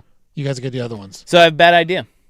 Now, on the waterfront, I don't know. Maybe there's something we could do with the water. I don't think it's the worst. It's not the worst idea you've ever had. Let's get the water over to the That's right. fires quicker. How do we do that? It's sitting there. Right? It's like, that's what's frustrating. It's right there. It's right there. It's just sitting there. Nobody's using it. And there's a wildfire.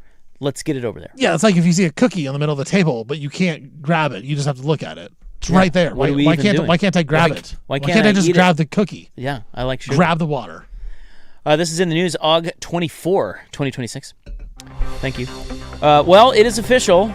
Big Sook is not here, so we'll have to ask him about this next week. But the fire mascot has been revealed, and her name is Rose. Oh. She is a glitter-breathing dragon. And I tell you what, you see the videos of her, she's pretty sassy. Look, I will say, it's not a sassy Squatch, but they listened to the program, they heard sassy, and they said, hey, we got to implement this. We need to add some sass. We need to implement the sassiness to whatever we're doing. Now, they couldn't just go full-blown Sasquatch, because then it's like, okay, they're obviously listening to Primetime with Isaac and Sook, and we're just going to copy their ideas. Right. Now, we are the #1 fire program in the city. That's right. Without doubt. Yeah. But we can't just go full-blown, so we're going to go dragon, but make it sassy. Yeah. Yeah, it's the best of both worlds. Right. I agree. So she's... was it too much sass? She's pretty damn sassy. Yes. So you were at the game. Did you see her? I was there, yep. Yeah. It was a... What was the crowd reaction? The tension was building as the intro video was coming, so it was a big deal. And she was revealed, and everyone was excited. Big, long line post-game waiting to take pictures with her, so she has been very welcome. So the fans approved. Yes. At the time and after the game. That's good to know. Yeah. See, I am happy for that. But aren't they always... Fans are dumb. Aren't they always going to just approve of it? Well, I feel like everyone on the internet's like makes fun of it, and then if and then everyone's there loves it. Is there anything that we could have both? Like, hey, I loved it on the internet and in person. It's true. It's a good point. It's like everyone on the internet literally hates you're not everything. allowed to say it's. Oh, this is great. I like it. Like you're on the internet. You have to hate it. You have to hate it. But if you're there, you have to love it. Right? Because what if they just started booing it? Ooh, that'd have been bad. Right. I mean, the duck mascot. What was that? The Robo-Duck. Robo-Duck. Yeah. Did they boo Robo-Duck? I'm not sure. At the time? I'm not sure. Like in the stadium? Because that's the one I could see, okay, we all agree it's Now, let me ask you this. Yeah. If you were there and you've seen Rose. Yes. The sassy dragon. The sassy dragon. Would you boo her? No. I'd cheer. Okay. I don't have a problem with it. Even if you kept watching her and you're like, oh, man. She's a little too sass? Yeah, this is a lot. I don't love it. No. Yeah, you can't. Like if I legitimately didn't like it. Yeah, you can't. No, I wouldn't boo. No. Not in person. On the internet. I'd get on the internet. Right. And then, yeah, just anonymously in a I'd chat. make a burner account. And then, right. I hate this Rose. But no, in person. So she breathes glitter. That's pretty sick. Yes. And what does that look like? Yeah, like does it get on the court? I don't think so, but it was glitter night last game. So did you go home covered in glitter? No, thankfully no. The wife's like, Brandon? Yeah, where have you been? Would have been question. I thought you were at the fire game. $8.50 spaghetti. So the K2 has a poll. What do you think of Portland Fire's new mascot? Love it, totally Portland. It's fun, but a little over the top. I was hoping for something different, or I need to see Rose in action. What do you think won? Probably need to see more. No, that was last. Oh, wow. Really? I was hoping for something different. Oh. Got 47%. But and then what are we expecting? Love it, totally Portland, 44%. So it's very close. Very split. See how, but what? And then It's Fun but a little over the top got 6%. I need to see more. 3% said I need to see. I need some more. Yeah, I kind of need to see Rose in action. I will. But like, what are we expecting? If they're like, this is not what I expect. What were we expecting? I don't know.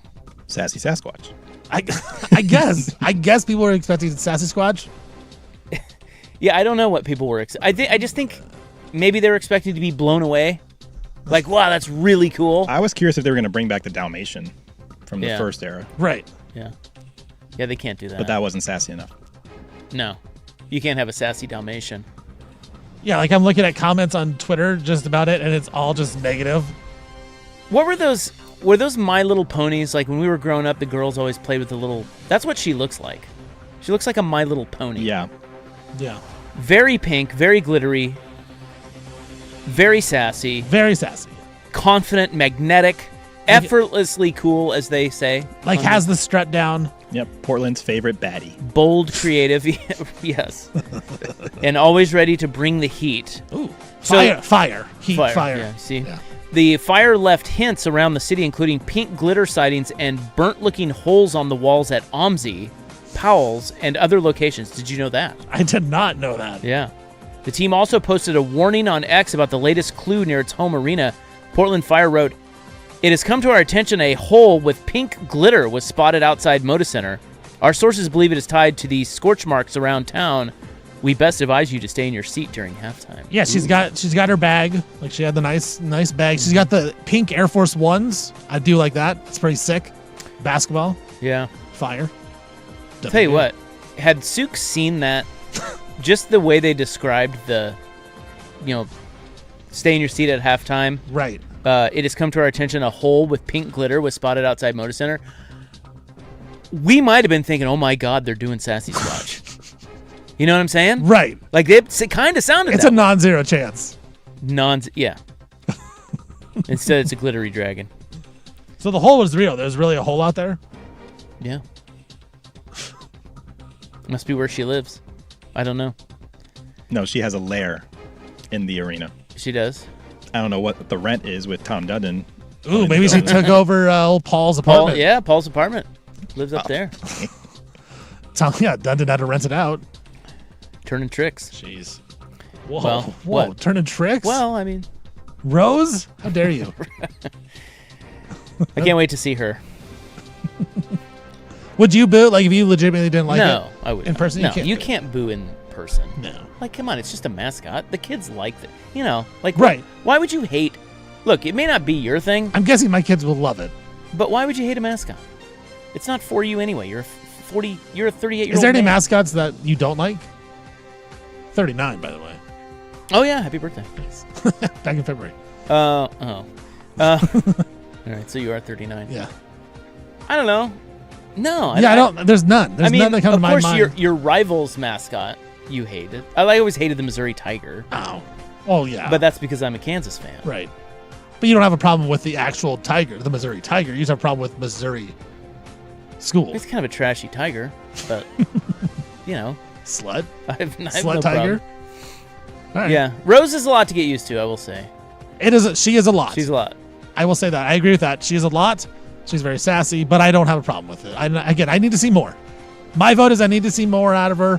Maybe I'll end up loving her. I want to see her shoot a half-court shot. I was hoping she would yesterday. She can't be any worse than the people they've sent out there. Did they have someone that hit the rim? They did. No, not. They did. That was a couple weeks ago. Someone hit the rim. Probably the only shot that's hit the rim. But yesterday's was I think a one-arm shot, way left. Not even close. The Portland Trailblazers will honor former head coach Rick Adelman this season.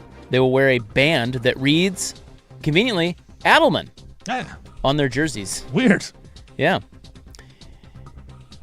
Smart. I think it's cool. I mean, yeah. They will also host a tribute for Rick Adelman on December 15th against the Nuggets. I will say this. I think the last couple years, the Blazers have done a lot better job of tapping into their past. For a while there, they were not embracing anything that happened in the past, and it was just like they just forgot about it all. Where they've brought some guys back. Hey, They brought guys back. They brought some things back to help out with some of the nostalgia. I think a lot of teams are doing that. And I think the Blazers are kind of embracing that a little more. Wait, so the reunion last year. Yeah. Oh, they had the reunion. Yeah, they had a reunion.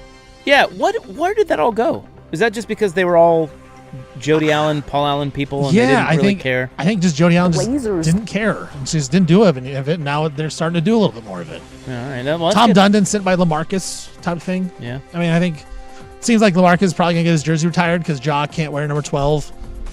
So I think the Blazers are doing the right thing by kind of embracing the past a little bit. So I think it's a good thing to get Rick Allen in there. He's the best. I mean, he's the best coach they've ever had, right? Him and Dr. Jack. Yeah. Do we think that LaMarcus deserves a jersey retirement? No, he doesn't. I think it's a little bit of a stretch. He was great. I think we're very. We retired people's jerseys way too quickly. Right. In general, especially the Blazers a lot, but I think in basketball they do a lot. We retire too many of them. Right. I think it should be. There needs to be a higher standard. It should be the best of the best. LaMarcus, really good player, probably a top 5 guy, maybe. Is he their all-time or second all-time in scoring? Beside, isn't Lillard the all-time? Dame would be 1, yeah. Yeah. LaMarcus probably 2, I would guess, yeah. I mean, that's pretty good. LaMarcus is like 2 in a lot of things behind Dame, like top 5 in a lot of stuff.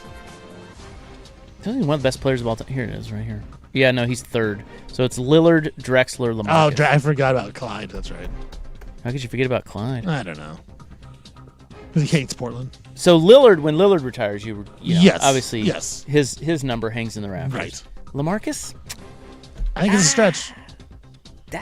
Like Brandon Roy is a better player than LaMarcus. He only played less years. And you can't really more of an impact. And I hate to say this, but I don't think you can retire Brandon Roy's number. He is my all-time favorite player. He does not deserve his jersey retired. No, it just wasn't here long enough. Right. LaMarcus was good. He was not good enough to get a jersey retired. Of all the Blazers, all time, Blazers. whose jersey would you have in the rafters? I would have. Well, I think there's some close. I think I'd have 4.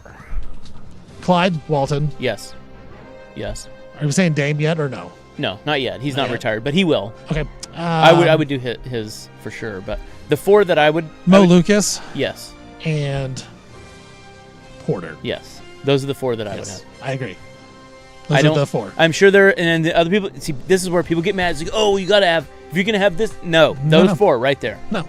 Bill Walton, Clyde Drexler, Mo Lucas, Terry Porter, and Maurice Lucas. Yes. I agree. 1,000,000%. Done. Maybe Jack Ramsey. Yeah, if you want to put Ramsey up there because he won a title, yeah. I'd be fine with that. But if you're going players, and then Dame deserves to get it Dame as well. Will get there. And that's it. That's 5.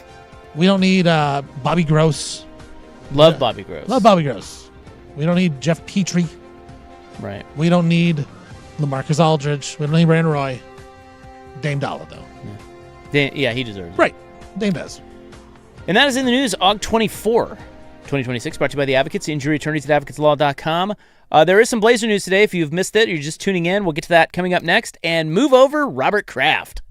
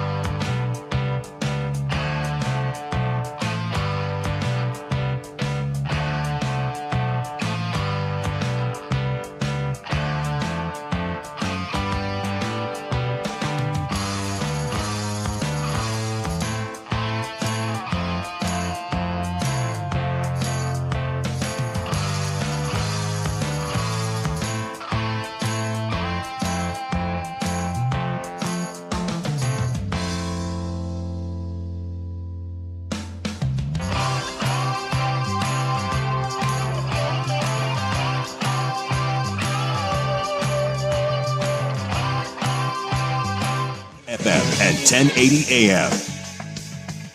First on the Fan, tough news out of Rip City today. Shams Charania reporting Shaden Sharp sustained a torn meniscus in his right knee and is expected to miss 6 months. The injury occurred during a recent offseason workout. Sharp averaged 20 points a game for the Blazers last season, but missed a chunk of games with a stress fracture of his left fibula. In the NFL, 49ers owner Jed York pleaded no contest to a pair of misdemeanor charges today after being arrested in Ohio on suspicion of engaging in prostitution. The Texans acquired wide receiver Kayshon Boutte in a trade with the Patriots. New England in return will get safety Jalen Reed and a 2028 7th-round pick. And Browns coach Todd Monken announced today Deshaun Watson as the starting quarterback to open the regular season. I'm Brendan Henson from the George McCoy at Warren Allen Sports Desk. Don't call your mom. Call George McCoy at warrenallen.com. This is the Fan.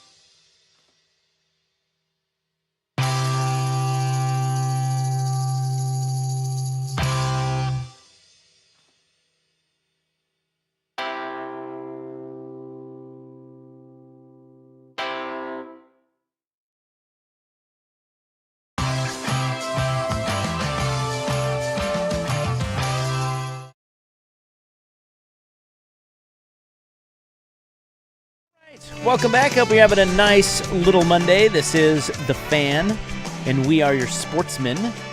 My name is Isaac. Big Sook is not over there. Not here. Not up in here. Not up in here. It is Stevie Buckets. It's me. Stevie Fire. He's in all week Stevie Brackets. for Big Sook. Stevie Sook. Stevie Flirt.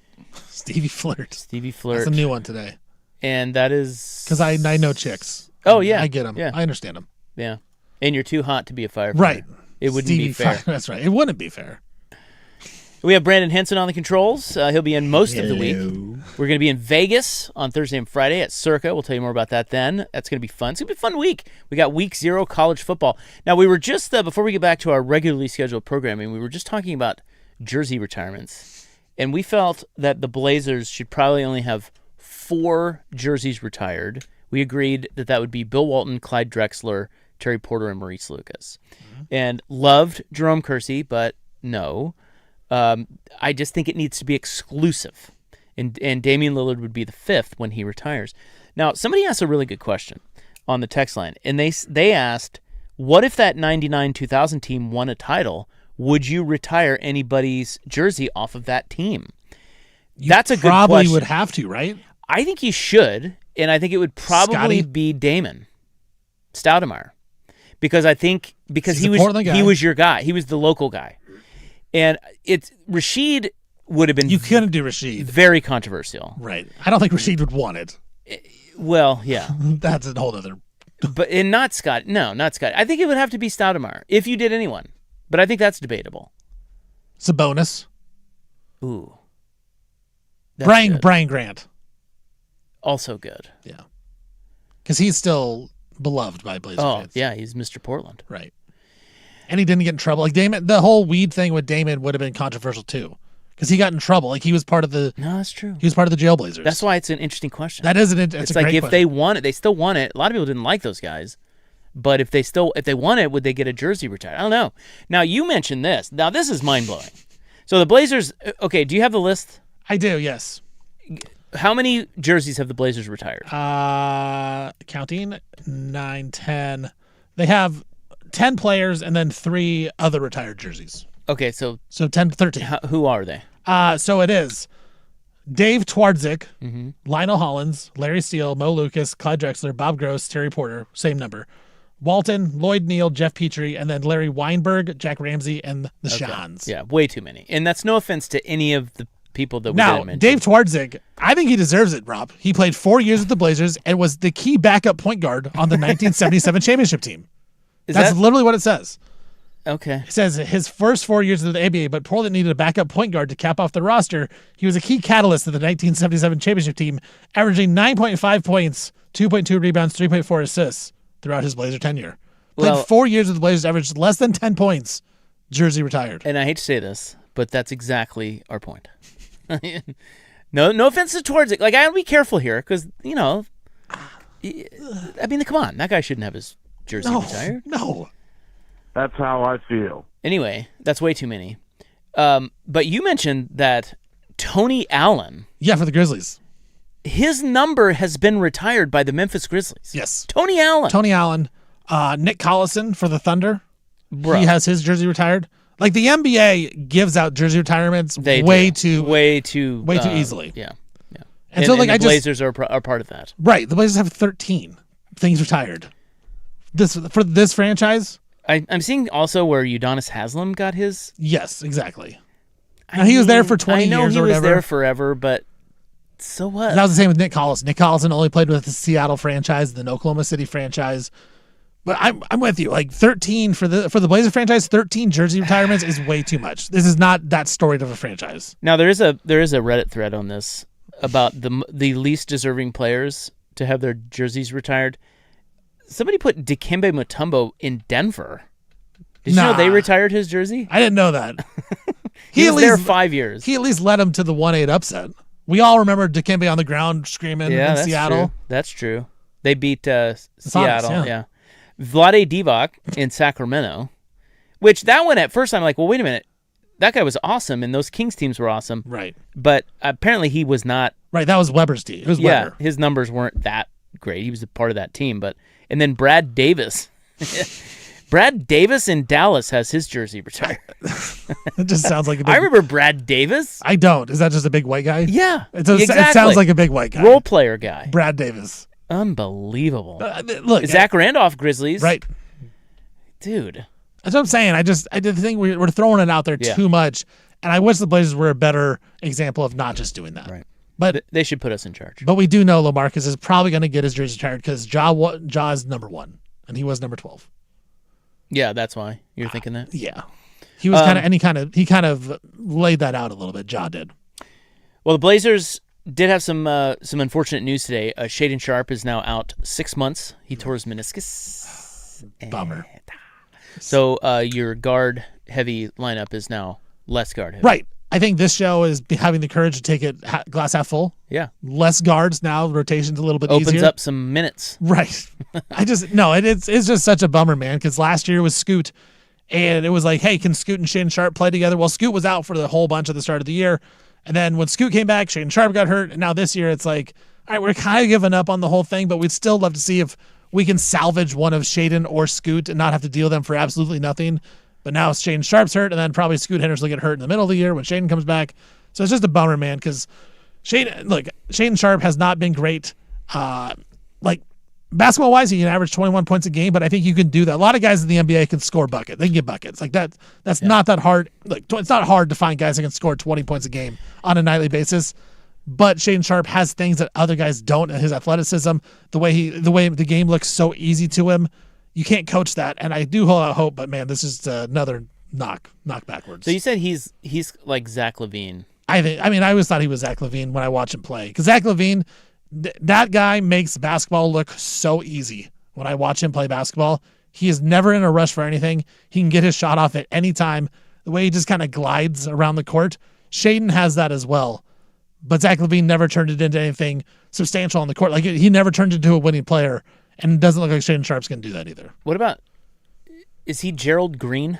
I think he's better than Gerald Green. Gerald Green could jump, and that was about it. Yeah. Where Zach LaVine can shoot and play offense. What's his ceiling then? What would you say? Zach LaVine. Oh, it is? I would say so, yeah. And that's like, He's been to one playoff series and didn't win a game. But hey, $22 million a year. If he were healthy, so they paid him 4 years, $90 million. Yes. That kicks in this year. That's pretty good if he's healthy and averages 20. Right. At the time when they made the extension, I thought it was a good risk. I think that's a risk worth taking because you see the potential. It just hasn't worked out. The injury problems last year, and then when he came back after the injury in the playoff series against the Spurs, he was unplayable because his defense was just that bad. Thiago Splitter could not put him on the court, and you needed a guy that could dribble and get a bucket, and he just didn't do it.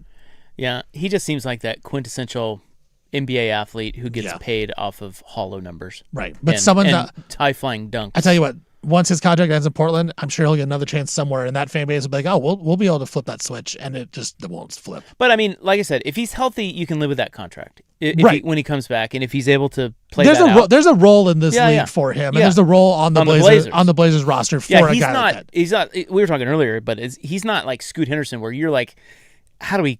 I mean, you're kind of already talking about exit strategy. Because with Scoot, it's just like, what is he? Is he a point guard? Not really. He's not really a two guard either because he can't really shoot. But like he has athleticism, but he doesn't pass the ball. Like he's an okay passer. He just doesn't fit a role where, at least with Shaedon, hey, you're 6'6", you can get a bucket, you can create your own shot. I don't know what Scoot can necessarily do for you. Okay, well, 6 months at least. May not play this season.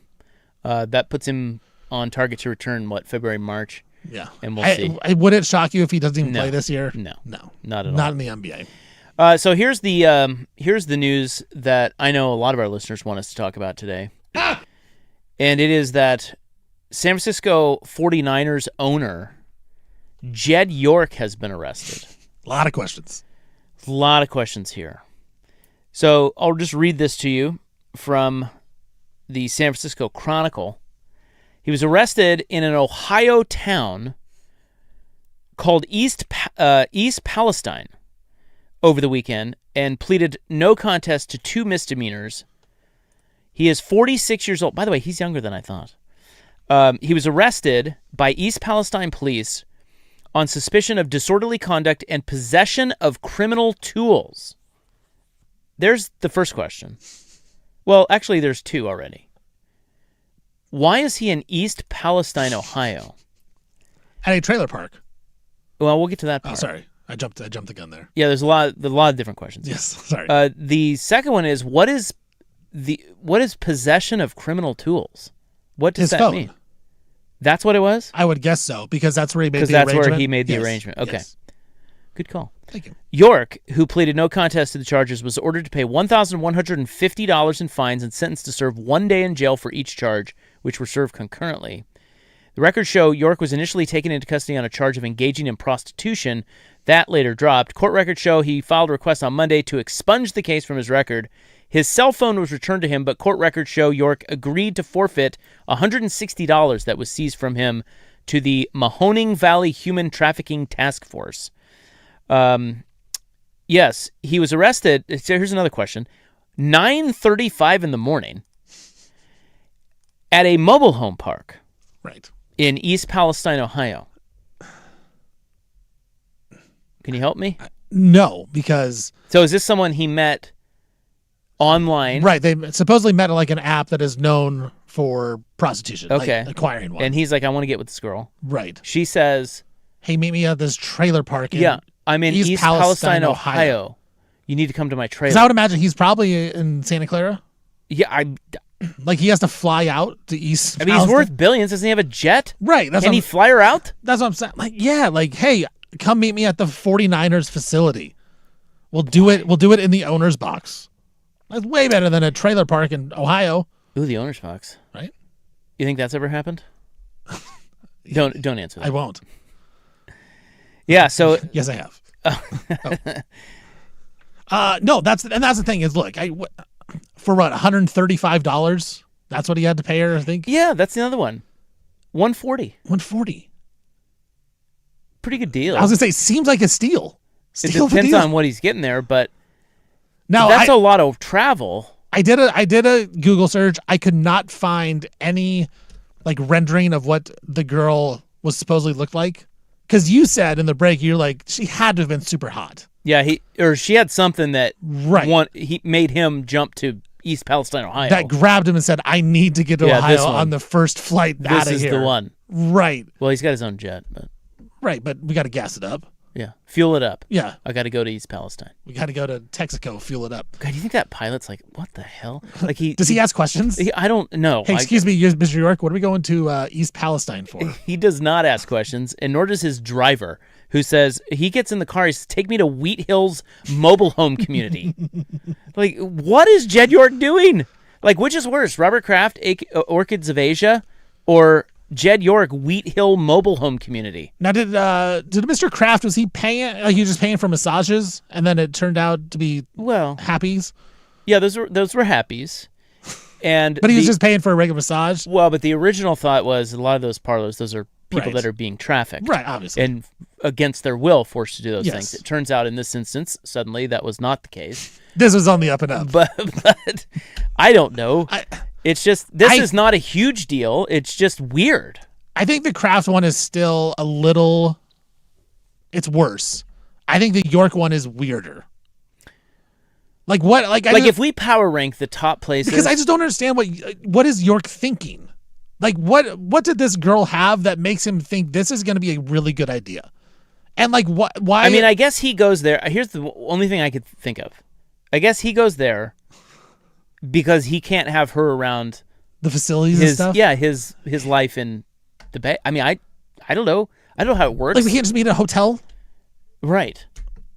Like what's a really nice hotel in Cleveland? Hey, I'll fly you out to Cleveland. The trailer's cheaper. So he wants the full experience.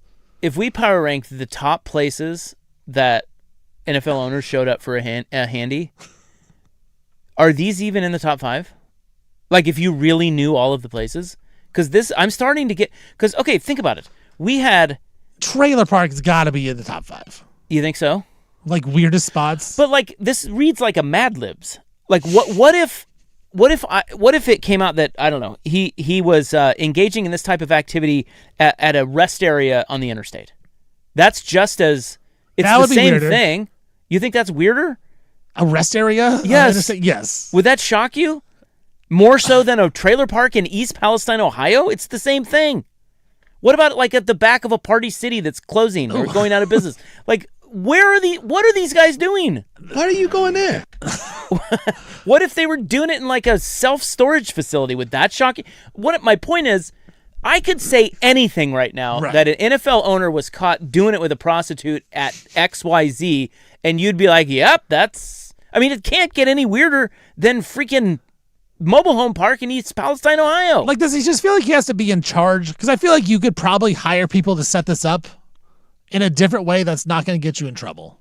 Tiger had a guy. Nah, like you've got a guy that can go and get on the up and up rather than going to some weird app website that. It's so weird. Look, I'm not going out trying to get prostitutes, so I don't know. Yeah, I don't either. But maybe we're missing the whole mark here. But I feel like if I were, I wouldn't go to like some random obvious app that they're using. Like, hey, order prostitutes here. Like, I feel like that would be a sting. So the text line is saying that they think he's from there. That's what his connection is. He's from there. Okay, so he's like, hey, I'm going to go home and see my family. Or whatever. In East Palestine. he's like, I got to hop over here. Maybe he knows her from like growing up there. And she's in the trailer park. Like the high school crush? Yes. She's in the trailer park. He's worth billions. I tell you what. He's back in town. It's a love affair. If that's the case, I actually can see it then. I understand it. I can understand what he's doing. Just because he's a billionaire doesn't mean he has feelings. Doesn't take a run at candy from high school. Right, he has feelings. He has those thoughts of, man, I wish I could have got this girl. He's probably a dork back in high school. But besides that, I don't understand what he's doing. If it's not that certain circumstance, I don't know. What percentage of NFL owners do you think engage in something like 75%. That's what I think. At least. Okay. Because remember, Jody Allen, she was doing weird stuff too. She was sexually harassing her. Yeah, they had to dance the Navy for her. SEALs. They had to dance for her. Yes, half naked. Weirdo. While they're getting elephant bones. Kraft. Obviously, his case. You have Jerry Jones had the picture with the two girls. The New York Giants owner he's on Epstein's list. He's tied to Epstein. You got this guy, Jed York. You had the Dan Schneider stuff. Yep. You had the Jerry Richardson stuff. I think it's all of them. I agree, because you have all that money. Is this what you do? That's what you spend your money on. Now, is he married, Jed? I would imagine so. It looked like he had a family from the Google pictures I saw. Well, that's sad. It is sad, but it's these girls will do things when you pay them that maybe your wife won't. Right? Well, that's probably true. I just can't it's a power thing too. Like, hey, I own you. I'm buying you for the night. I can't wait for the next one because I can't wait to find out. 'Cause remember when we found out Baker Mayfield was doing it with somebody on a mattress behind a cheesecake factory? Dude, you can't make this stuff up. It's unbelievable. I can't wait to hear where the next place is and who it is. Is it just a really rich problem? Like, if you're really rich, like these are the problem. Look, these are the problems I don't understand because I'm not really rich. But if I were really rich, maybe I would understand it. I guess. Well, they said this about Kraft too. Orchids of Asia was like not far from his house. Right. Like, what are you doing, dude? You're worth billions. Be a little bit more discreet. Literally fly out of the state. Literally watching you walk into the, Hey, Robert, what's going on, man? Bob, there's a sting, dude. Like, yeah, it's like I guess they just. Is that my neighbor Bob? It is. Hey, Mr. Kraft, what's going on, bro? Don't you think they get to the place where they just feel invincible? Like they don't. Yeah. They just feel like. They feel like what are you gonna money do can cover anything. Yeah. So what? I'm doing this. It's illegal. I don't care. Because how embarrassing is that? I would imagine for Jed York, quite embarrassing. And Robert Kraft. Like you spent $140, you're worth billions, and you're going to be now looked at as just a loser it's pretty getting prostitutes. That seems it's not good. That is a bad look. Wheat Hill Mobile Home Community. And by the way, that place. Good publicity. Having a moment. Will never be the same. See if we can buy some property there. Yeah, Wheat Hill. Everybody there is like, woo, my trailer just went up in value. Yeah, Wheat Hill over there. Yeah, do we got any? I mean, what do we? 4.2 on Google rating. So. All right. It looked like a rather nice one, and there are nice ones. Yeah. There's some tiny homes on there, tiny house community. Yeah. Okay, that's fine. Well, anyway, not a huge deal. Please no contest. I don't know. I think they made him pay what did it say? Like $1,100. Yeah, a couple nights which in jail, is nothing, and it's over. But now he has that stain on him for life. Yeah, wild. All right, coming up next. Well, it looks like we have it official now. We talked about this last week, but it's the first of its kind. An NFL player is going back to college.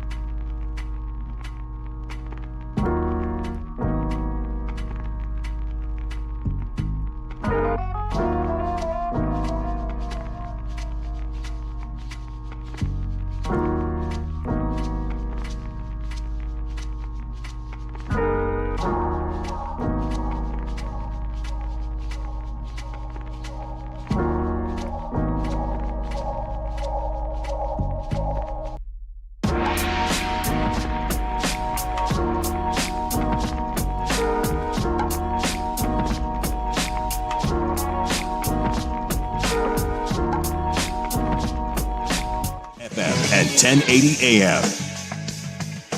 First on the Fan, Shams Charania reporting Blazers guard Shaedon Sharpe sustained a torn meniscus in his right knee and is expected to miss 6 months. The injury occurred during a recent offseason workout. Sharpe averaged 20 points a game for the Blazers last season, but missed a chunk of those games with a stress fracture of his left fibula. In the NFL, 49ers owner Jed York pleaded no contest to a pair of misdemeanor charges today after being arrested in Ohio on suspicion of engaging in prostitution. The Texans acquired wide receiver Kayshon Boutte in a trade with the Patriots. New England in return will get safety Jalen Reed and a 2028 7th-round pick. And Browns coach Todd Monken announced today Deshaun Watson will be the starting quarterback to open the regular season. I'm Brandon Henson from the George McCoy at Warren Allen Sports Desk. Don't call your mom. Call George McCoy at warrenallen.com.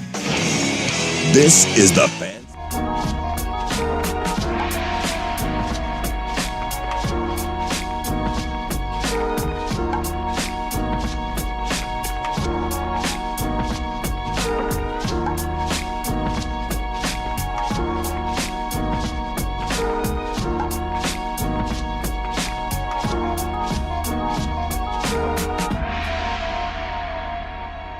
It turns out that Jed York filed for divorce from his wife, Danielle, just months ago. So single and ready to mingle. Technically single. Does that help the cause? No. No? Incredible! Also, being as rich as he is, somebody said he's not a billionaire. I thought I read he was worth like $8 billion. Maybe I'm thinking of his daddy. But either way, being as rich as he is, you'd think... I mean, right. I don't think it matters when you're maybe talking. It's just cleaner for them. You know what I'm saying? Just like no cheap? entanglements. It's like, here, I pay you $140. This is over after that. Right. I get that, but how about we go a little classier? That's on the up and up. Well, who are you to tell him how he likes his poon? Because I know chicks. I get chicks. I guess you would be the one. I understand them. I don't know. Just it seems It's like weird. It It's seems a weird like you story. could have spent more to have your safety. I go down to the bear skin. All right, let's move on. This topic is one that a lot of people are talking about today. And I got to tell you, Stevie Football, Ooh. This does not get my panties in a bunch like it has some other people. I actually don't see a problem with this, and I have to ask you, being the noted basketball expert here. That's right. I think this already goes on in basketball. And it's the story that the Ole Miss tight end, DeQuan Wright, has been waived by the Cleveland Browns, and he is now headed back to Ole Miss to play, he's headed back to college, going to LSU to play for Lane Kiffin, who he played with at Ole Miss. He played for it at Ole Miss. So the questions, of course, everyone's fired up about this. Well, not everyone, but a lot of people are, and the questions are: will college football become a fallback league for failed NFL players? Should that be okay? Should trying to stick in the NFL, once you like Dan Lanning said this, he did come out and say, if you are trying out for the NFL, should that be the point of no return? All fair questions. I got to tell you, from my point of view, I think this is perfectly fine. DeQuan Wright is not an NFL player. I know this is not like Joe Burrow going back to LSU. He tried out for the NFL and he failed. He's also not as old as some players in college football. I mean, there's sort of this narrative that is trying to be painted that it's like, oh my God, it's men among boys, and that's not the case. So I don't. Am I wrong that the basketball they already do this? Because the international players, a lot of the international players, which is a huge pipeline in college basketball now, they all play pro and then come and play college. Yes. Okay, so what's the difference? Because they can make difference? more money now. Exactly. It's the same with this situation. Now, what's the difference? The difference would be is these guys that are coming from overseas in basketball are not playing in the top league of everything. The NFL is the top of the top. I read that they did. Well, not the top league. They're not playing. Now, RJ Lewis was with the Celtics. He's going back to LSU. He was the Big East Player of the Year. He was at St. John's. He was with the Celtics? Yes, he was with the Celtics. Undrafted, worked out with him, didn't work out. He just committed today to play for LSU and Will Wade. Well, I read that the St. John's point guard, and I forget his name. I think his last name's Ellis. It might be Quinn Ellis. He started 30 games for the biggest and best pro league in the world outside of the NBA. Right.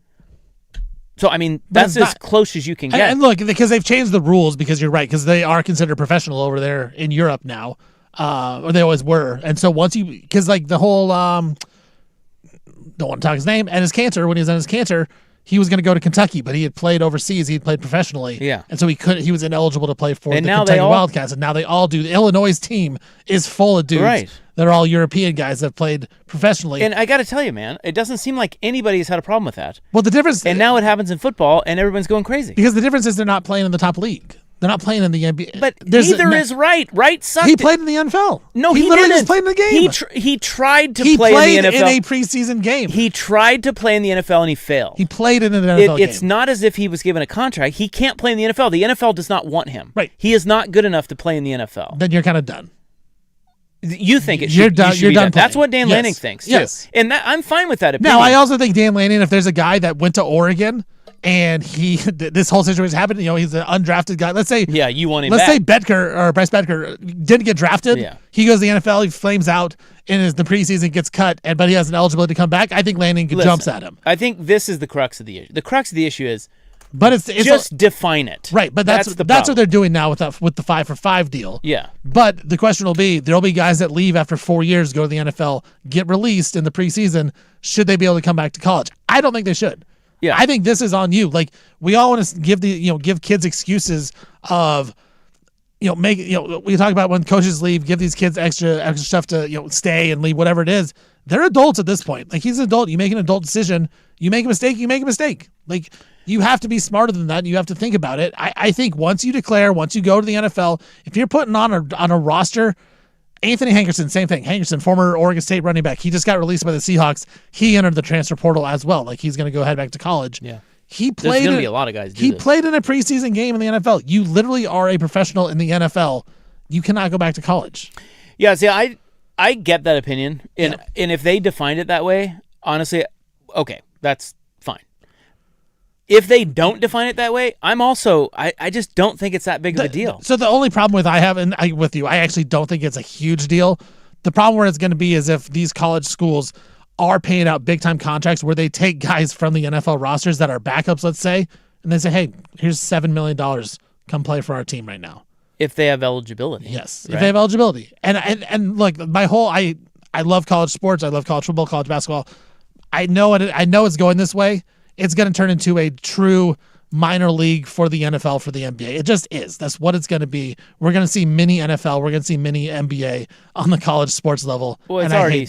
And I know. That's already started. And I hate it. But I hate that. But don't you think... Because I don't watch college football for the skill level, Rob. Like, I'm not watching to watch the best of the best. But the product is better with the better players. It is, but I want the vibes of the alumni. I want the vibes of the rosters and the schools. But we're going to lose that. No, you're not. We are. You still get that. And we're going to lose it though if we continue going down this way where it's all about money. You're making this way bigger than it. The players that will never play pro, never touch the pros. That is the vast majority of college football and college basketball players. There are still plenty of roster spots for them. You're talking this year. You're talking about, I think they said about 13 guys. You mentioned Hankerson, this Daquan Wright guy. And maybe that will be more over time. But I also think the flip side is that most of we're kind of in the transition period. I think most of the kids that are borderline NFL guys are going to stay in college because they know it's just like Daquan Wright should have just stayed, right? Because he knows he can make more money in college. I think that's going to be the norm more than guys like you painted a picture of a bunch of guys going to the NFL. They're practice squad guys. They all have eligibility and they all come back to college. I just don't think that's going to be very many guys every year because I think all those guys aren't going to go to the NFL. They're going to stay in college. And I hope you're right because it has turned out that way in basketball. A lot of guys that were going to be this past draft was the lowest lowest eligibility for guys that weren't underclassmen. And it's lowest underclassmen eligibility that decided to leave. They decided to stay. And we're seeing if guys aren't first round picks, like they're staying in college basketball. So you're right. And it's making the product better. It is. And I think both things make the products better. Look at a guy like Dante Moore. Like Dante Moore, probably not NFL ready after 1 year, decides to go back because he can get money now 100%, from college. 100%. Arch Manning, same thing. So here's what Dan Lanning said. He said, I think there's a lot of negatives that are involved around this. Once you go to the NFL, to me, you're in the NFL. You don't get the opportunity to come back. That's what you think as well. I do. 2, most of us have built our rosters, and you have limited roster limits now. So if you've invited someone back to your team, that means you're kicking someone else off of your team to match your roster limits. I don't think that's fair to the players that worked all summer, all spring, and put themselves in positions to be ready to work for a team to have somebody come back. And I think that's a fair point too. But again, I think it's funny that Dan Lanning is talking about fairness. Bro, college coaches are booting lesser players all the time. They've done that for They've been doing 100 years. Yeah, and they always do that. And so that's a little disingenuous. The fairness, having Phil Knight in your back pocket, maybe not the most fair thing also. Right. So look, I agree with that, but I do agree with Lanning saying if you got in the NFL, you got to stay there. I do think that we've catered too much to the college crowd, to the college athletes, and we're catering to them too much, which I think ends up being a problem. We talk about how we hate how athletes feel entitled and the self-entitlement that they have. It's because we entitle them. We let them make these decisions. These guys decided, I want to go to the NFL. I want to make it. Oh, I messed up. No, I'm going to go back to college. No, like you made the mistake. You decided to go to the NFL. You have to live with it now. You got to figure it out. I hate the fact that we have entitled athletes, and it goes down to the youth level as well. I see this with, even watching my kids play sports. Like you get entitlement all the way down to youth level now. It's because we entitle these people.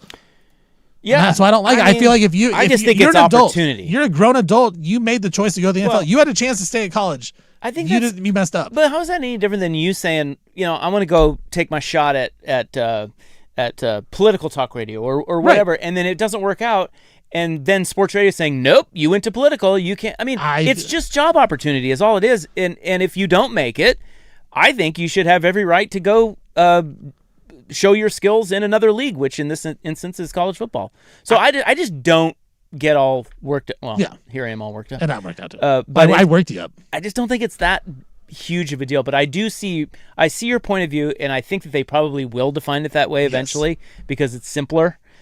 Because the big thing with this one, this Daquan Wright kid, is that LSU is saying the courts have deemed him eligible, which they have, but the SEC is saying he can't transfer from Ole Miss to LSU in the league because he was never in the transfer portal.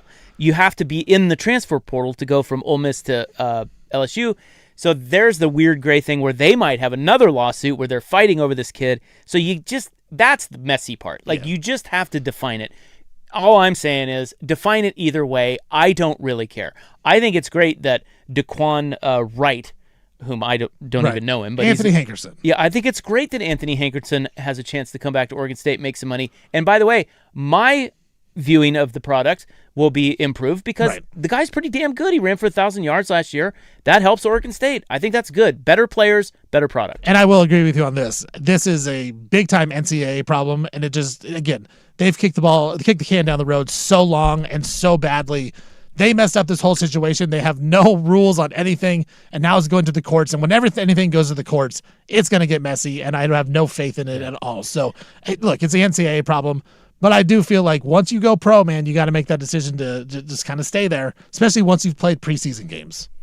Yeah. All right. Well, we'll see what happens with this. Deshaun Watson is QB1 in Cleveland, and, well, not everyone's happy. Next.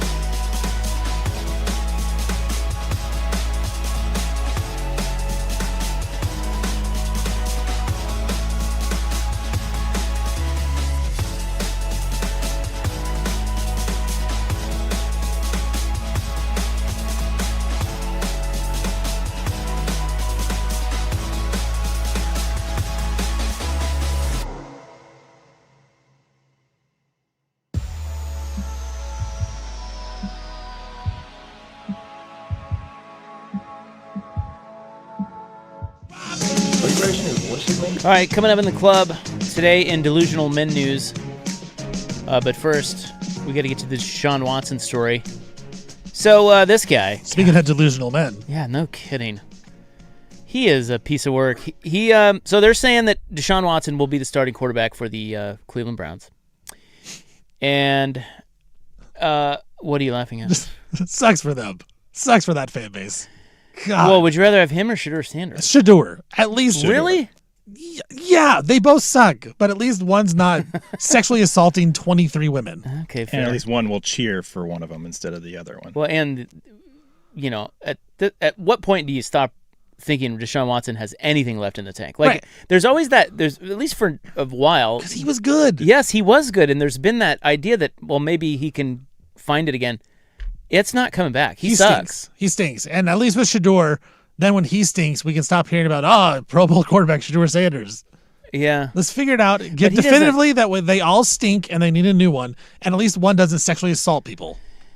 And you said 23. It was more like 30. What? Yeah, okay. See, I was giving the giving the benefit of the doubt. So here is Watson. Okay, so this is what makes it worse. So this today they came out and said Deshaun Watson is their starter. Now, if they cut him, they'd be on the hook for like $127 million. So they're basically forced to keep him, and they're basically forced to play him because Shedeur Sanders isn't any good, and neither is Dylan Gabriel. So they're like, well, I mean, I guess we got to play him because he's really expensive. But then he goes and steps in it by saying this. He was booed at the Browns preseason game over the weekend, and here's what he said. I mean, I didn't have no reaction. I think the biggest thing is I think you guys know too, and I think the whole world knows. It has nothing to do about the performance. It's a little bit personal than that. So I think that's it's a disrespectful thing. So yeah, I mean, I'm gonna keep whatever I feel with me and my family internally on how I feel about that, and yeah, just move on. But don't you think, Deshaun, that winning and playing better would eliminate some of that booing? Last time I played on this field, I tore my Achilles. And that same fan base, they cheered when I got hurt. So does that have to do with, what does that have to do with anything about performance? When a person get hurt, especially for your own city, and they cheer. Does any of that make you regret coming here? No, I don't regret anything in my life. You know, I think the Lord put me through situations for a reason, so I don't regret anything at all. But, you know, I had different thoughts on how it was going to be, but, you know, it is what it is. Wow. There's a little glimpse into how Deshaun Watson thinks. And the best part is also at the start, because it's video. At the start of the video, he's fixing his big, giant diamond earring. Yeah. Yeah. Of course he doesn't regret anything. He made $230 million guaranteed. Well, you don't think he would regret, like... No, he made mistakes with 30 women? He made $230 million guaranteed. Mistakes. You don't think he regrets, like, committing crimes against 30 I don't women? think he does. Yeah, he's delusional, dude. That guy... Let me ask you this. Do you think he's booed... Seriously, in Cleveland, do you think he's being booed because of the sexual assaults? Yes. Or because of how bad he is? Personal. Yes. 100% personal. You think it's all of the above? And it's deservedly so. They should boo him for that reason alone. 1,000,000%. Well, for sure, but they never did before. They should have. Now that he sucks, they're booing him. Right. So this is why I asked that question, is they actually embraced him when they signed him. They had no problem. They're like, oh, finally a good quarterback here. That's a good point. Well, now it turns out he sucks, and they're booing his ass. I guess I've just been booing him since he's been sexually assaulting people, so I just took my mindset. You're probably right. It is because he sucks. He needs to wake up. But the fact that he's like, oh, it's all personal, man. I can't believe it. Yeah, it should be personal. I also love how he said, it's God's plan, guys. He said, well, I'll just keep that internal with me and my wife. You just said it. Like, we just heard what you said. So it's not internal. I'm just going to keep my thoughts internal. No, you just caused a whole stir now. And by the way, Deshaun Watson's a piece of crap. God, he's the worst. The Cleveland Browns, this is all their own fault. 100%. They paid him that money. They didn't have to pay him that money. They signed him knowing all this stuff. They knew the situation. That's the thing, is they knew it. This stuff would happen when he was in Houston, and there was allegations being performed, and they still trade for him, then give him all the guaranteed deal. Yeah, and I think they probably knew. I got to be careful, but I think they probably knew that he was going to be able to settle and not It's the Terry and Arnold thing with Seattle. Yeah, you think they know that he's already? I would guess, and if he's gonna be able to get out. And of if he gets charged, he goes away. We didn't know. We just wanted to give him another chance. Okay, Wash so our hands with it. Here's the question: what week? I'm gonna read you the Browns schedule. When is Watson benched? Okay, because he is now the new favorite of the NFL quarterbacks, as he should be, to be the first benched. Watson's 1-1, so even money. Right. Tua is second. Ooh. Yeah. Does he even start? For Penix? Penix might start week 1, they're saying. Oh, really? Yeah, Tua is 2.5 to 1. Geno is 3 to 1. Geno Smith. Nah, I don't think so. Kirk Cousins 3.5 to 1. That's interesting because of Mendoza, but Mendoza hasn't been looking that great. Right. Then you have Brissett, Murray, Willis, Young. I can see Brissett. Dart. What about Dart? He'd have to get hurt because hurt doesn't count. It'd be benched. What if he just plays like crap and John Harbaugh's like, dude, this kid sucks. I'm going to put in Jameis Winston. I think Brissett's the answer. If I'm going value. Yeah, if he's the starter, though. Right, again. Anyway, here's the Browns' schedule. They're at Jacksonville. Okay. Then they're at Tampa. Loss. Then they come home to host Carolina. They host Pittsburgh. Is he benched yet? Yes. Because I think he is too. He might be. Do they have a bye week? I think this is going to get really When's bad. their bye week? 11. Ooh, yeah. That's late. Then they play at the Jets. Yeah, there it is. And then that's a spot because you play Pittsburgh, that tough defense. You get beat up, and then it's like, hey, Shador, go against the Jets, who stink. I feel like so somebody emailed me today. We have a listener who's a huge Browns fan, and he emailed. Poor guy. Yeah, I know. God, long suffering. And I feel bad because I'm a Blazer fan. I feel bad for the Browns fans. He said week 2. He said Jacksonville, Tampa. They're going to get their ass kicked by both. They're both on the road. Okay. Fans are going to be pissed off. They're going to bench his ass, throw in Sanders, and suck for the Ducks. So they will open up the home season with Shador. That's what he thinks. That actually is not a bad call. He thinks they might tank. That's not a bad call because the fans are going to boo him. And think how happy the fans will be going into that week 3 game. It'll be the first home game of the year, and Deshaun Watson's not the quarterback. That's a great theory, actually. Well, this might get a little ugly. I mean, this might get a lot ugly. Because if the fans really don't let him now, they're on like I said, they're on the road the first 2 weeks, which is interesting. But can you even put him out there if it gets really bad with him and the home fans? What if it goes opposite? What if he's good? Well, then that changes everything. That's the only thing he can do. What if they go 2-0 on the road to start the season? They come back. Then, are the fans cheering? Yes. They 100% flip. Yes. I don't think they're cheering him because of the sexual assaults. They had plenty of years to do that. They're cheering him because he sucks and he's not getting any better. And then the sexual assault is the excuse. And they'll say, "Oh, well, he's a bad guy anyway." Well, you weren't saying that. Right. You were buying Deshaun Watson jerseys when they signed him. They thought he was the savior. You're right. So I think if he plays well, which won't happen, but if he does, I'm kind of rooting for it just to see what the fans do. This all changes. So I can't. It's so gross, man. They have 2 first-round picks too, so it's like I get it. I love sports. I love everything about it.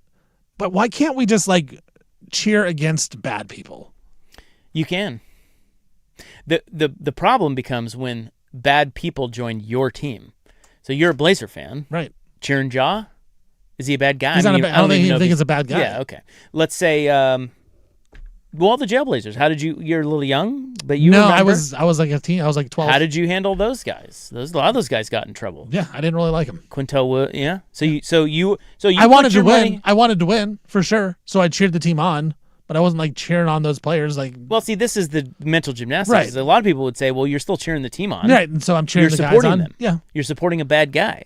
I mean, Ruben Patterson, I never supported. I also didn't fully understand everything when I was 11 or 12. Right, but you kind of did support him if you supported the Blazers. But nowadays, I would definitely understand because I just understand the situations more. Yeah, no, that's true. It's hard. It's really hard. Who do we credit for? Do you think that Bill O'Brien is a genius? He might be. And he unlocked Deshaun Watson? Or is it that the Cleveland situation is so bad that not even Deshaun Watson can go there and be good? Because it fell off a cliff. Yes. He went from being really, really good. He was never the same. Where you're like, man, this guy could be one of the best quarterbacks in all the NFL to this guy sucks and we don't want him. And it just happened overnight. I'd have to give Bill O'Brien the credit. He did a great job with Watson. Right. But Stefanski was there in Cleveland. Stefanski, we all think he's solid. Yeah. Don't we? Yeah, that's what I mean. I don't know what to do. I don't know what to chalk it up to. Like he turned into, after all the sexual assault stuff came I feel like that has to play a mental game on him. I would imagine it did. He also had a very long layoff. He also went to a really crappy franchise. Yeah. Maybe Bill O'Brien deserves more credit than we give him for Deshaun Watson and the Texans being really good then. Genius. Maybe Some would say. Some would say. Stable genius. I don't know. You're so right. It's pretty gross. It's really gross. But it's also oddly satisfying to watch him suck. Right. It is. Okay, this is another one, and we got to go. That's the good part, is that he sucks. Because if he was good, it would be terrible. I root for him to suck. Right. Because he's a piece of crap. Now, Shedeur Sanders, I don't root for him to suck. I don't either. People are piling on him, and I understand why. He's cocky, he's brash, he's Deion's kid. There's a lot that goes into it. I can see why he's a little off-putting, but I would never root for somebody like that to suck. The fact that he sucks, like you do like him? I think he's cool. Yeah, I mean, he's got a little swagger to him. I have no problem with Shedeur Sanders. But people root against him. I don't think he's very good. I just don't. Yeah, I he's don't not I don't have. I'm rooting for him. I have no problem. But rooting against Watson is fun. Is great, and it's great to see him. And it's the Browns. It's really funny to watch him struggle. Right, and it's just irrelevant franchises. The Browns. It's fun to root against those stupid teams. When will they ever have a good quarterback? Never. When's the last time they had a good quarterback? I mean, is Baker good? They had Baker, and they won a playoff game. And then they're like, nah, we don't want you. Oh, I forgot about Baker. Because I was going to say Kosar. Derek Anderson. D.A. had a good year. He did. He had the 1 year. It's Baker. Baker's the answer, but... Yeah, I think that's fair. He was fine. He was good. He was good in Cleveland. He's good now. I mean, like, he's a good... We kind of... Yeah, he's a middle... Here's another one. We kind of crapped all over him because of maybe his brash, cocky demeanor, but he's pretty damn good. Yeah. And he's grown up a little, it seems like. Mm-hmm. Maybe. And he's in every ad known to man. I just saw him again in another one the other day. I forget what it was for. But it was the video. It's the video of him running away from the cops, which makes it bad for him. Right. And then I remember him at the Oklahoma played at Kansas. And he's all grabbing his... Yeah, grabbing his hoo-ha. Or whatever. You know. Whatever he has. Whatever it is. We don't know. Look, I don't judge. I don't judge it. Yeah, he can grab whatever he wants. Right. All right, let's move on. We got the club. It is today in Delusional Men News. Next.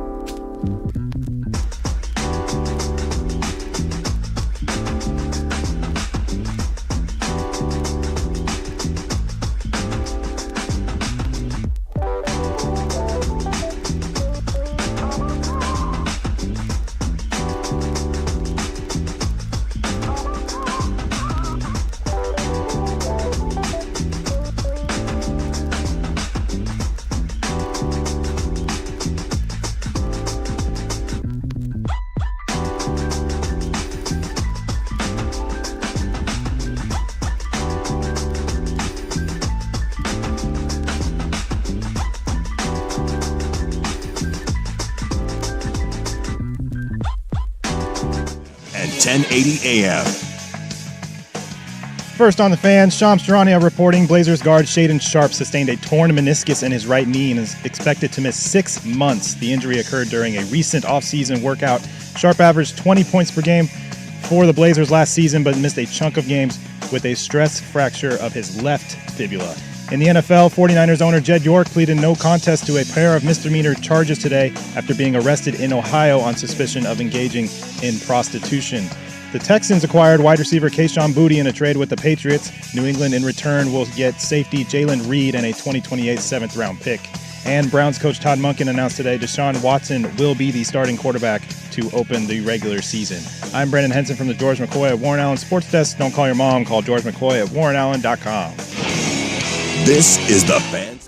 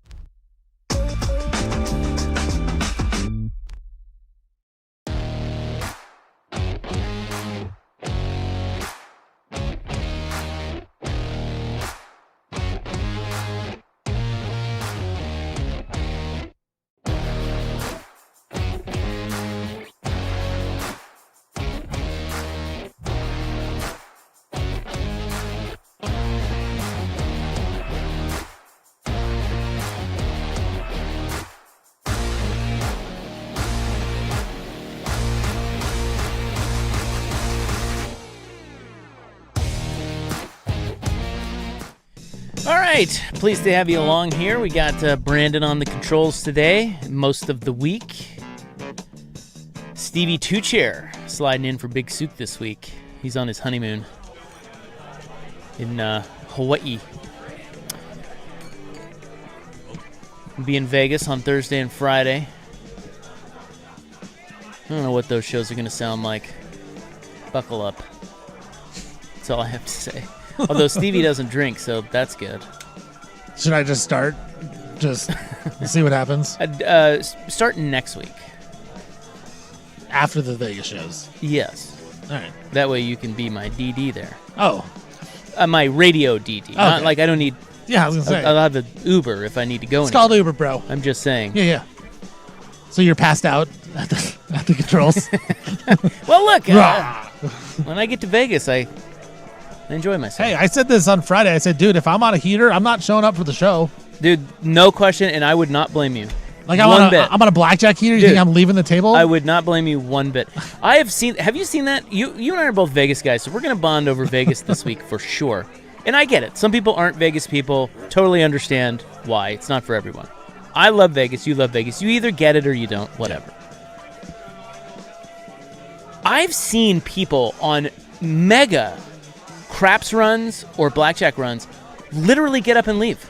That's crazy. Because, like, I saw one time there was was that blackjack? Might have been pie gow, but I think it was blackjack. Guy said, got to go meet my wife for dinner. That's crazy. I've only been on one, like, really good heater, and, like, I'm not betting a ton of money. This is when I was younger, but I was up probably, like, $300 or $400 at the time, and I bet, like, $10, $15, so I started betting more and more, but it was, like, 1:32 in the morning, and I started playing at, like, 12, 15, probably. We were about to leave. We were at Spirit Mountain at the time. We were just driving back home, and I started playing. I'm like, I can't leave, and they're like, fine, and then it turned out to be, like, an hour and a half later. And Coach Vaughn was there. She's like, yeah, I can't. I mean, I want to go. Coach was waiting for you? She's like, I'm tired, but I understand. Yeah, she gets like, it. Yeah, like, is she sitting there watching? Yeah, she's just watching. Yes. She's like exhausted, about to pass out. Let's go. She's like, hey, you're winning hundreds of dollars. Cool. Yeah. So if I go on a heater there, Rob, I mean. Well, I get it. All right. And I'm the same way. You too, yeah. Bro, if I'm rolling, you got it. There's a possibility at 3 o'clock hits, neither of us are at the booth. And we'll have a great story the next day. Right. So just deal with it. Brandon, I'm already in fear of that scenario. Brandon, prepare to take over for 4 hours. It would be your big debut. 4 hours of Brandon. I might have to have a best of something cooked up just in case. You never know. You never know, man. You don't know. Freaking love it. And Hot for hands. those that don't understand why you don't get up, it's because when you get on a run, that's the only time you win. Because usually you lose. Yes, you're going to lose 95% of the time. The times when you win, or if you want to make money at it, you have to capitalize when the cards or the table is hot. You just have to. And you have to be able to recognize it and pounce on it and have the balls to pounce on it, because if you don't, what are the troops even fighting for? I think I already know your answer to this. So my sister-in-law, her and her husband are in Vegas right now, or they're going down later today or tomorrow, one of the two, whatever it is. But she said, she goes, look, I'm going to have a new strategy of gambling. Anytime she gets up on anything, whether it's a slot machine, blackjack, craps, whatever it is, if she wins and she's positive, she's walking away at that table, she might go to another table, but she will stop at that one place and go to a new one if she ever gets up. So let's say Why? That's her strategy this time. That's terrible. Terrible. I wanted to be like, Did you no, I didn't. I just let her do her thing. Did you mansplain? I should have. Why that's bad? Excuse me. Actually. As a matter of fact, that's one of the dumber things I've ever Right. heard. So she's like, yeah, if she bets, You're winning money. if she bet $20 hand on blackjack, she wins. She says she's going to grab her chips and leave that table. So she's saying that her luck will Right. The luck has ran out. The luck will run out. The luck has ran out I've that table. won money here. I'm going to go. That's so then so dumb. and she goes, look, I might go to another table. I might cash out. I don't know. All the no's. I agree. And you tell her I said that. I will. I'll text her. Now I'm getting pissed. Stupid idea. It's a terrible idea, because what you don't understand is that if you are winning, that's probably the only table out of 20 that is paying anybody To at your the moment. point, if you win your first hand, this may be the hot streak. This is it. I will take it back. I've had one other hot streak I remember, and it started right away. First hand, one, just kept winning. Yeah. And that's it. There's a possibility that Now, that's happened. So if you leave, I will you say, leave it on the table. if you do a quick hit blackjack run where it's like you put down some money and you just get, I mean, like you go through a shoe You just or get a whatever, double down, double and down, just double down. hot as hell. If you were to get and you won a bunch of money, let's say you 10x'd your money, you whatever. If you got up at that point when they flip over the shoe, I respect it. I'm down with that, I get it. You know, you won money, leave while you're ahead, go get a drink, and do whatever. I get that. Yes. But it's hard for me as a gambler to not see what happens the next shoe. Yeah. Because it's hot. And it doesn't get hot like that very often. So now I'm going to ride it all the way, not all the way to the end where Right. you lose all your money, Smart. but You got to put some to the side. That's true. If you get up, you have to put some to the side if you win a good amount. But if you're super hot and you don't put anything to the side and you're on a heater and you're piling up the chips, I think it's okay. You're going to lose 10% of those before you realize, okay, that heater is over. I did lose a bit, because you might lose some big hands because you're trying to capitalize on the heater. Right, because your hands have gone up now. So you're going to lose, and then you realize, okay, that's 3 in a row. I'm out. The heater's over, and you give back a little bit of money, but you can't give it all back. No. But getting up and leaving after winning or while winning is one of the dumbest strategies. Not that it's not just all luck, because it really is, unless you're counting cards. Right. Have you ever tried to count cards? I have tried. I've tried too. Yeah, I'm not smart enough. It's very hard. I don't have a fast enough brain. And I have a pretty fast brain in terms of I'm twitchy, but I had a really hard time doing it. And then, of course, now, it used to be you could find double deck blackjack, 2 decks. Yes. Much easier than 6 decks or whatever they have now. It's usually like 6, yeah. Yeah. And but I can. But yeah, getting up and leaving is dumb. In my opinion. I agree. But if you ask. Because you're right, you want to see what happens next. Like Coach Vaughn, I don't know how she does it. She is the best slots player I've ever seen. Again, all luck doesn't matter at all. You can't do it. But somehow she wins more often than I've ever seen anyone do it.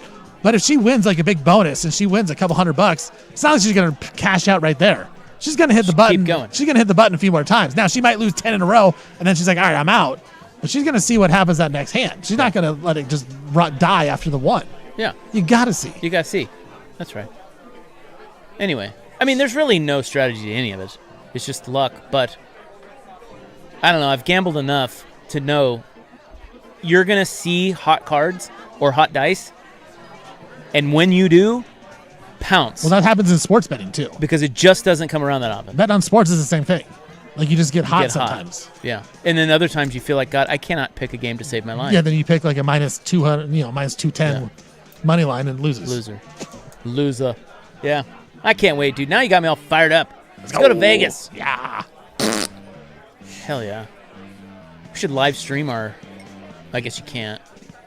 I don't think you can live stream your gambling. You might be able to now. People do as content creators now. I know, but I think the casino's in on it. I saw one the other day. Did you see that one? I actually agree with you. The split sixes? Did you see that one? With the eights? Unbelievable. The guys split a bunch of eights and then had a bunch of double downs and then lost everything? No, he won. They had thousands of dollars out there. See, I watched one where it was he kept getting eights and he kept splitting them in blackjack. He had 5 or 6 hands, and then he had to double down on like 4 of them. Yeah. And then he lost because the dealer ended up getting 21. Yeah. And I'm like, this has to be fake. My wife and I were watching one the other day, and it was a bunch of bros. You couldn't tell the casino, but clearly they were in a private room, and clearly the casino's in on it because, I don't know, just the things that they're allowed to do, like jump around the room and like, it's just, it's set up. 100%. It's set up. That's not really how it happens, but it's still very fun to watch. Yeah. And he ended up winning. They split sixes like 4 times and all kinds of. We ended up winning like $40,000 and that's great. Went crazy, and the pit boss came over all smiling. Which, by the way, that's not going to happen either. They're pissed. He's pissed. Now he's got to fill out paperwork. He's like, he's trying to figure out if you're counting cards. Like he ain't happy. He's trying to. He has a hand pay now, and he's like, God, I fill out paperwork, and this is the worst. So anyway, when you see those videos, those aren't real, but they're still fun to watch. Right, because they're just getting credited, right, credits to play. And I would imagine the casino saying, hey, you got a bunch of followers. Let's film this and see if you get any good content out of it. It's a good pub for us. And I'm guessing you probably could with your following. Yeah. Maybe we could. I don't maybe hate Stevie, it. Maybe we're Do you want me to record you? Maybe we're new Vegas content creators. I will record you playing some Pai Gow. Yeah, you record me losing. I haven't won at Pai Gow in years. Does anybody win at Pai Gow? I've never played Pai Gow. I tell you what, there was one time. I need to. I'm going to start Pai Gow's great. We'll play while we're down there. Yeah, because Coach Vaughn likes Pai Gow too. Pai Gow is such a great game. But there was one time, I will say, there was one time where I was really hot at Pai Gow. Really? And my wife, and it was late, last night there, hammered. And my wife pulled me off the table. And it took a lot for me to not be like, honey, babe, this is hot. I can't do. Right. But in the end, she was right. We had lost a bunch. As women usually are. And I had won it all back. Oh, really? And then some, and she's like, yeah. babe, you righted got or lucky wrong. there, You got so lucky, let's go. And I was kind of pissed at the moment, but I was like, okay, you're right, let's go. And that's the right it was a smart decision. That is the right call by her. If you've been losing all week, dude, because that's the thing is like Vegas is great when you're there for like 2 nights, 3 days, 3 nights at the most. Yeah. But we used to go for the NCAA tournament, so we would show up either Wednesday night or Thursday morning and go all the way to Sunday for round 1, round 2. Dude, by day 4, like I am struggling. Yeah. It's like, dude, it's a lot. I've lost a lot of money. What am I going to do? I almost don't gamble the first day because I don't want to lose so much the first day. Yeah. Got to get acclimated with my surroundings. I want to have money by the end. That's how disciplined I am. Because especially when the L's are coming. Yeah, they're definitely coming. And it's not this trip. It's still fun. You're right. Somebody asked why we're going to Vegas. We're going there because Circa is bringing us out. They're bringing a lot of sports radio shows out. We'll tell you all about it Thursday and Friday. But our shows will be live at Circa, which is the one with the big stadium swim. Yeah, stadium swim, pool deck, and big giant sports. TV. Yeah. At the pool. It'll be cool. Yeah. All right. Adults only, by the way. Oh, is that right? At the Circa. Oh, thank God. No kids. Good. 21 and over only to stay at the Circa. I tell you what, nothing ruins a great pool day or Vegas day. Or any day. Like kids. Yes, anywhere. Right. But especially, like, if you're sitting at the pool in Vegas, little S-head kids come running around, jumping in the pool, splashing you. Like, dude, that's the worst. Get out of here. Dude, even today. Go to the kiddie pool. Even today, we were at Central Catholic Family Day. Like Central Catholic, they're kind of opening up for the school, all the teachers there, all the faculty there. So many kids, and it's just so loud. It's just so loud. They're obnoxious. Even during the little mass, like I had to sit through mass today. Oof. That was tough, Brandon. But I like to make my kids do it. I like to say, hey, sit here, be polite, listen to what they have to say. If you like it, you like it. If you don't, whatever. I want to open up their minds. But there's just so many kids just running around being loud. It's like, hey. Yeah, shut up. Shut up over there, bro. God, no kids. I'm such a good parent. You are. Well, listen, you know what you are? You're honest. That's what you are. I will say, I'm a very honest parent. And I appreciate that about you. Thank you. I tell you what, too. Here's the other thing. I've been saying this about kids for years. You know who kind of came to me the other day, pulled me aside, and said, you know what? You were right all along about these kids. Who's that? Ryan Cooley. Oh, wow. Yeah, hates his kids. No, I'm just kidding. He was just like, man, this... Yeah. Well, he's going through it. I mean, they're going through all these baseball tournaments. Yes, that's what he was saying. I know he tells us about it. It's like, oh my gosh, you guys are traveling like to Seattle. At least my kids aren't like going to Seattle for these tournaments. Paying a bunch of money to his kids to go play baseball. I know. Just to sit in the hot sun, watch them strike out. I don't hate my kids. I love my kids. I hate being a dad. That's the worst, dude. It's like I'm watching my kids play like basketball or whatever, and it's like they just smoke a wide open layup. It's like I had to pay $12 to get in here, and you're gonna miss wide open layups. Yeah. What are we doing? That's right. What are we doing? How about I come out when you're good? Right. I can't even imagine baseball like strike out looking. You're gonna not even swing the bat. How about I come out when you can impress me? Yeah. 2 strikes, bat on your shoulder, and I mean open up the zone, expand the zone. You don't do it. You don't deserve my eyeballs. You know what deserves my eyeballs? Freaking blackjack table. If I'm gonna play $12, I'm gonna go play blackjack. That's right, kid. Welcome to Dad. Are you raising your voice at me? Love you guys. Brandon's over there like, oh my God. I know Brandon loves. I'm taking notes on what not to do. Brandon's a real dad. Brandon is a real dad. I love it. All right, let's get back on track here. Today in Delusional Men News. Next. From the Ponderosa.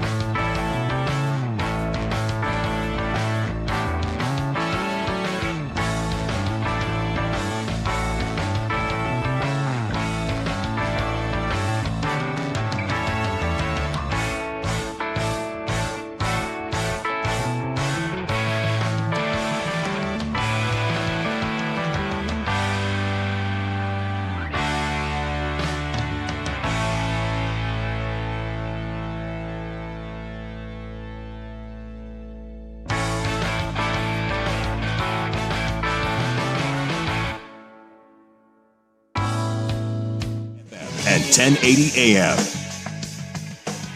First on the Fan, Shams Charania reporting Blazers guard Shaedon Sharpe sustained a torn meniscus in his right knee and is expected to miss 6 months. The injury occurred during a recent offseason workout. In the NFL, 49ers owner Jed York pled no contest to a pair of misdemeanor charges today after being arrested in Ohio on suspicion of engaging in prostitution. The Texans acquired wide receiver Kayshon Boutte in a trade with the Patriots. New England in return will get safety Jalen Reed and a 2028 7th-round pick. And Browns coach Todd Monken announced today Deshaun Watson will be the starting quarterback to open the regular season. I'm Brandon Henson from the George McCoy at Warren Allen Sports Desk. Don't call your mom. Call George McCoy at warrenallen.com. This is the Fan Sports Network.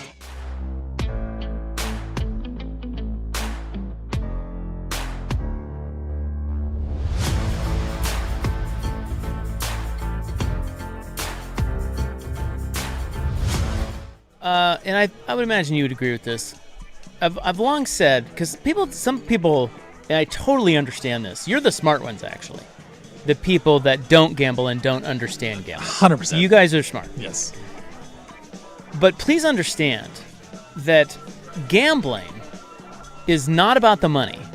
Like if you're ever sweating over the amount of money that you're gambling, you're doing it wrong. Like, don't gamble. Don't do that. That's putting yourself in a bad position because you could lose it. Okay, so when you go to Vegas or whatever, you however you want to do it. Some people get markers and have credit lines. Some people just bring the amount of cash they're willing to lose.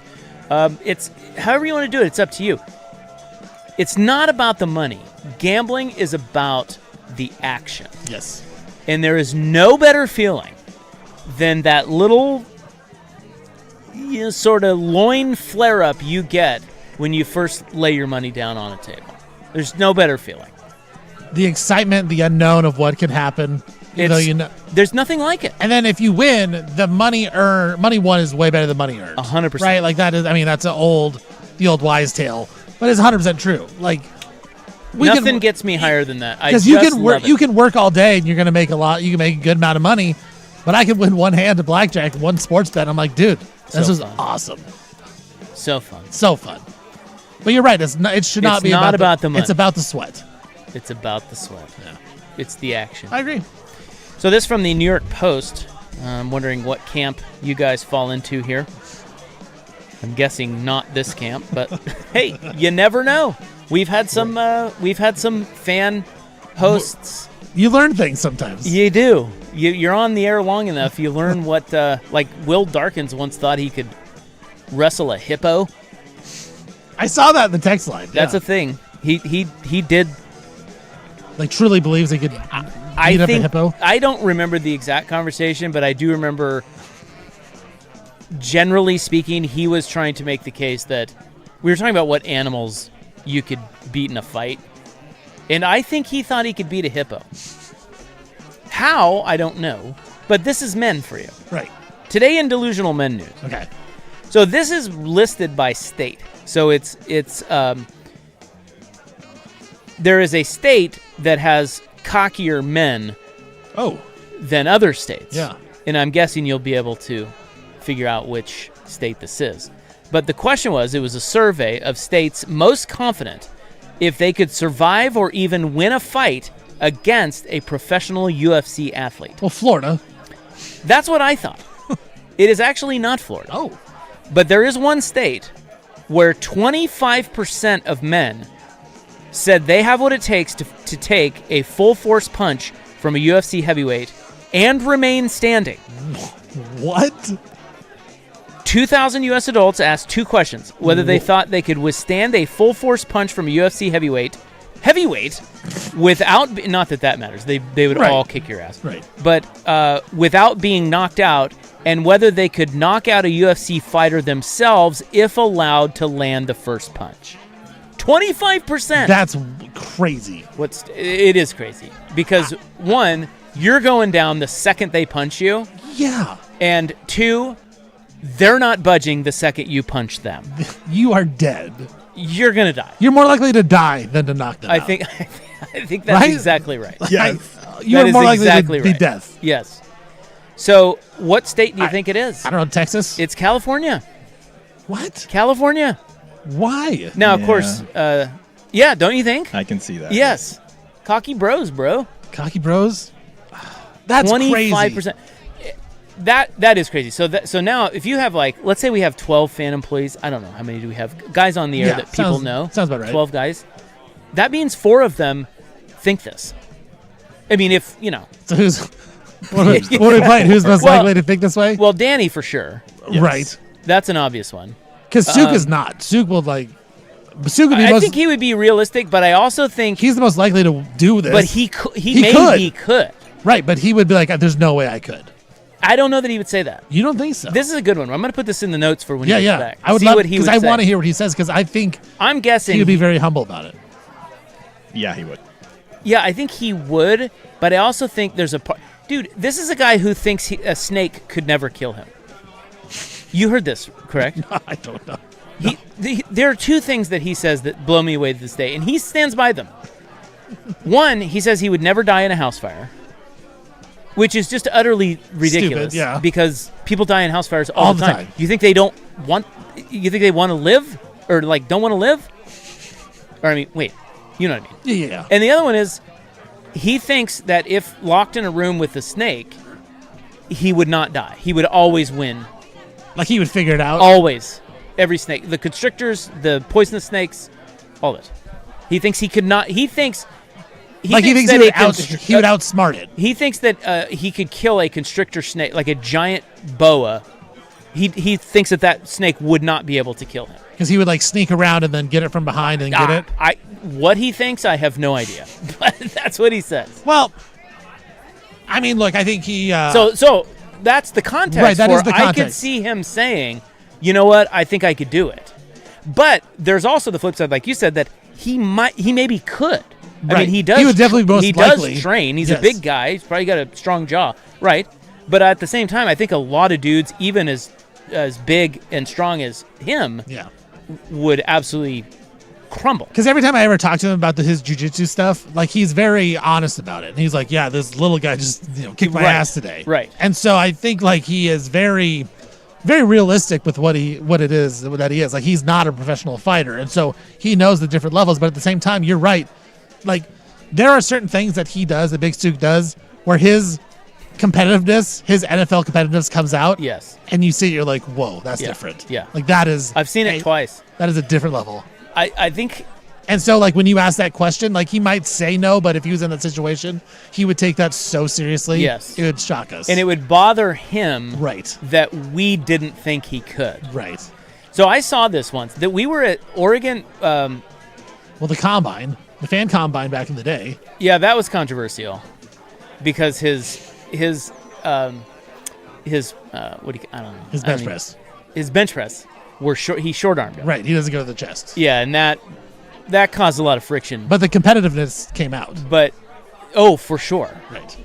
But there was a time when we were at the Oregon-Auburn championship game. Yes. And they had a football field out there, and we were kicking field goals. Oh. All we were doing is kicking field goals. And I made mine. Oh. Because I'm a hell of a kicker. Well, yeah, obviously. I mean, I sound like a kicker. I mean, you know? You look like a kicker. Like a little dainty kicker, you know? A little pipsqueak. No offense. Look like one. Yeah. Well, yeah. Got the body of a kicker? Yeah. Me and Pat McAfee. Ooh. Or was he a punter? He was a punter. He was a punter. Anyway, Suk could not kick. And let me tell you something. It pissed him off. I saw it. Like, you said it's different. Yeah. It is different. Yeah. He was livid. Right. And I knew to back off. Like, because usually we're joking around all the time. But I knew in that moment, like, oh. You need to not. I'm backing off. Yeah, I'm not making fun of him. Because, and I've seen it a few times with him in various, he handles it pretty well now. But those guys, they have a different level of competitiveness. Yeah. So that leads me to believe he may say yes. Okay. But I don't know. I'd put him in the 4 then. If we have to go with 4 people. So somebody text in. We actually only need 3. Oh, well, we have. Math. 3 out of 12 is 25%. 4 and 12 is 33%. Yeah, whatever. Brandon, Texter was all over that. Whatever. Damn it. Oh, wait. What? Yeah, 4 and 12 is 33%. Yeah. Sorry. I still didn't believe it. I just believe that's my. I need to not believe Rob on math. I just didn't. I didn't even think of it. That is correct. Okay, so we need 3. So we need one more. Yeah. So we've got Danny, Suk, maybe Suk. I don't know. I don't know about Suk. Somebody said Sprague and Swag. Yeah. I don't know about those two. I could see Swag saying that. Yeah, I mean, he did say he could swim, 500, 5,000 meters or something like that in the ocean. Didn't he have one with Swag had another big proclamation that was like Suk called him out on it in seconds. It had something to do with that's probably Swag in the gym. I think Swag. I think we're down to Sprague or Suk. Because it's definitely no for me. Like, I know. Oh, that. yeah. I'm not. My biggest proclamation is that I would lose to Kelvin Blevins 11-5. in one-on-one basketball. Right. Peak Steven would lose. But that's like my biggest proclamation. I think it's a hot take. That's the worst player I've ever seen in the NBA. I think I could score 4 to 5 points on him. Peak Steven. Not now, Steven. No, not now. I suck. So, Washington. Okay. The state of. Only 14% of men are that delusional. So Still California seems high, but well, you're always going to get at least 10%, right? Right. Of idiots. Because dudes are just dudes. Like, yeah. Guys are being dudes. Yeah. Yeah. Texas. So California was 1. Yeah. Texas was 3. Okay. Nevada came in 2nd. A lot of dummies out in Nevada. Like Vegas. Lot think of of Vegas bros. Yeah. I think can we clip that? A lot of dummies out in Nevada. I think that'd be nice. You're going to need that in the next couple days. Yeah. Yeah. We're going there As in I go 2 there, days. yeah. And you're saying. I didn't say that. Texas, 18%. Okay. Georgia. Colorado, 15%. Oh, wow. That's surprising. That is shocking. They seem like a sensible lot. Right. Arizona, 15. 15. Colorado seems like they're going with the vibes.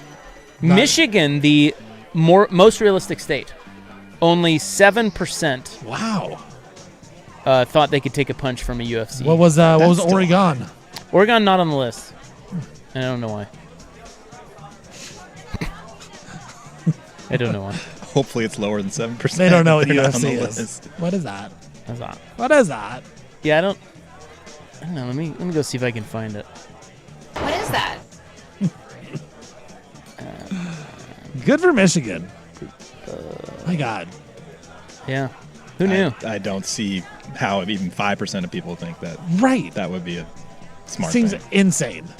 Like to take a punch. Well, like what percentage could actually do it of men? Like just normal dudes? Yeah, just that are tough or like whatever. take a punch and not get knocked down. Not get knocked down and then knock them down on their first punch. Whoever's already in the UFC. Right. Right. So I mean, so 1%. There's probably some guys out there that could do it. 1%. Yeah. Half not a even percent. that. Half a percent. Yeah. Quarter of a percent. Yeah. Like 1 out of every 250 people. Yeah, I don't see Oregon on here. It's because we're smarter than that.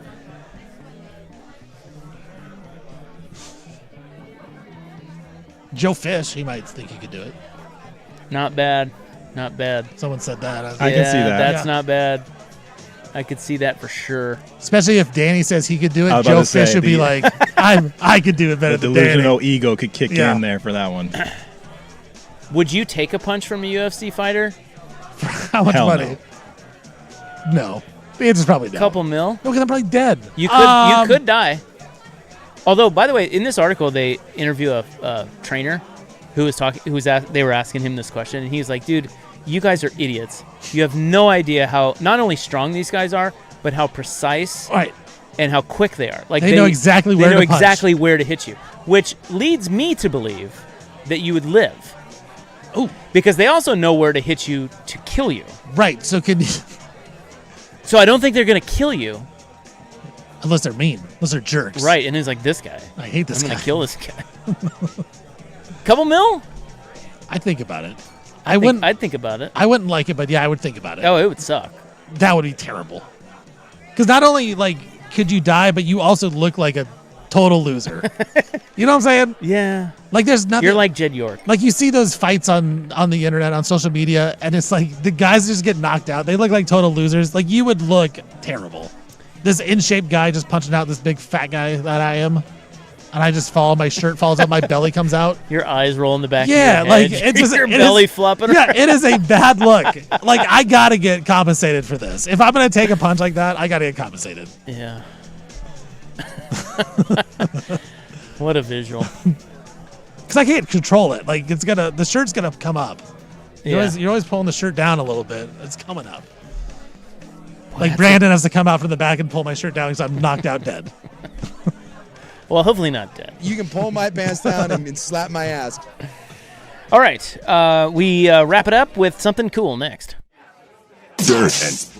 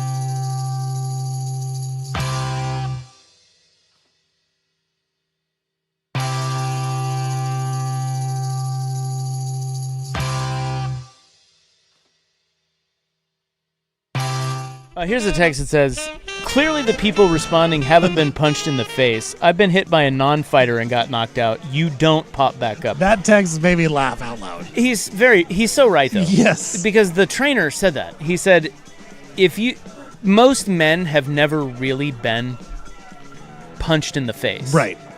Properly. By someone knows what they're doing. I mean, yes. Look at the fight. You see these fight videos of these dudes that think they're tough wailing on each other. Like, dude, you aren't land. First of all, they land like 2% of their blows, and they're little and bitch it's to, like, punches. The gut. Like, yeah, they're like they don't even use their. I don't know. Look, I'm not saying I'm Mr. Tough Guy. Ooh, that's what I heard. But you got a punch. But this is why I don't. Lefty hook. This is why I don't fight, because I can't fight. Men think they can fight, and they can't. Anyway, the trainer said in there, he's like, most men have never taken a real punch. Right. And Suk says this all the time. If you've ever taken a real punch, you know how different that is than... Right. He tells me all the time. Just some fight. He talks about it. It's like, sounds terrible. Fight. But then there are those guys, and we all know those guys, that like, you don't mess with them. Like, right. they will absolutely annihilate you. But that's few and far between. So here's the question. Somebody said, if they offered me, because we're talking about a survey that said it was 25% of Californians think they could take a punch from a professional UFC fighter and stay standing, and could knock down a professional UFC fighter with their first punch, if allowed to punch first. Okay. So a quarter of men in California think that. This guy says, hey, I'll take a punch from a UFC fighter, professional UFC fighter, if you pay off my mortgage. Okay, so I was offering like $2 million, right? This is just to pay off your mortgage. What percentage of American men do that? Because I think it's a lot. Yeah. We all have life insurance, right? Well, hopefully. Hopefully. But look, you don't have to worry about your mortgage either way, either outcome. I mean, if I had a house to begin with, then sure, that'd be great. Well, I mean, I'll the do it to mortgage. get a house. The mortgage is usually the biggest. Right, that's the biggest obstacle, because if you pay it off, it's a lot of money. Not only do you just not have to worry about it, but you're also like, hey, the wife, you get a lot of points with her, like, hey, I did this for the family. Yeah. Like, she will always be forever in debt, because that is a big payment. Paying off the mortgage is a big deal. But are you paying off hospital bills after that? Is the next question. Well, right. But are you, well, that's the risk you take. So are you doing, I think a lot of dudes are doing that. I think it's over 50%. Yeah, I think so too. I think think guys are like, oh yeah, I'll do that. I think it's at least 75% are thinking about it. And it's not because they're cocky that they could handle the punch. It's that, oh my God. Just one less worry you have to worry about. Paying off my mortgage? Yes, I'll try it. That's where we're at in life. Sounds fun. Let's try it. Good times. Great times.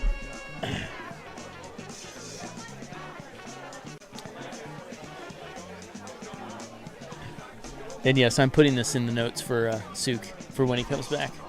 We need his opinion on this. I truly don't think he thinks he could take it. Yeah? Yeah.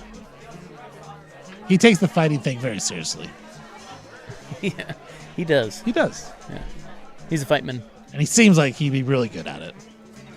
Yeah. I wouldn't mess with him. No. And I mess with him every day.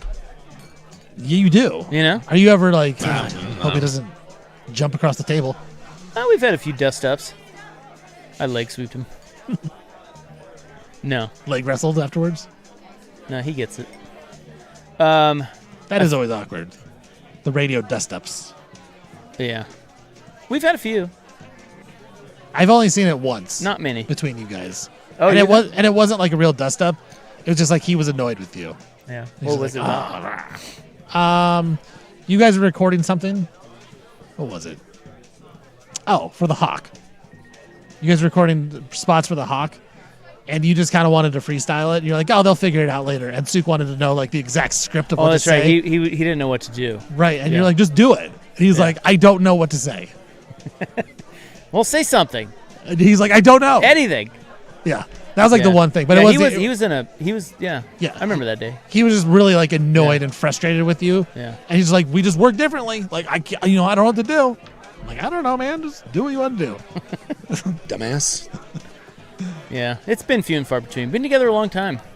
I can think of. It happens. That one wasn't even a thing. No, I can think of 2 or 3. I've been a part of one. It wasn't me. I was producing board hopping for one fight between two guys before the show. They literally just yelled at each other for like 45 straight minutes. On the air? No, off the air, like preparing for the show. As soon as the time hit to go on the air, they just flipped the switch, act like nothing was wrong. I was Is that right? I was like, this is crazy. Who was that? Travis and Chad. Travis Demers, Chad Doing. Yeah. Really? Interesting. Back in the day. Yeah. Because they're like buds, but they were like, I forget what they were arguing about. They were just yelling and screaming at each other. I'm just sitting there all awkwardly. As soon as 3 o'clock hit, they started just talking normally. And I even brought them like, you guys were literally just yelling at each other. Like, what is happening? They're like, it's just radio.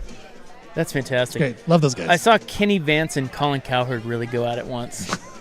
But I don't think they were on the air together. I think it was off the air. It was in the hallway. Right.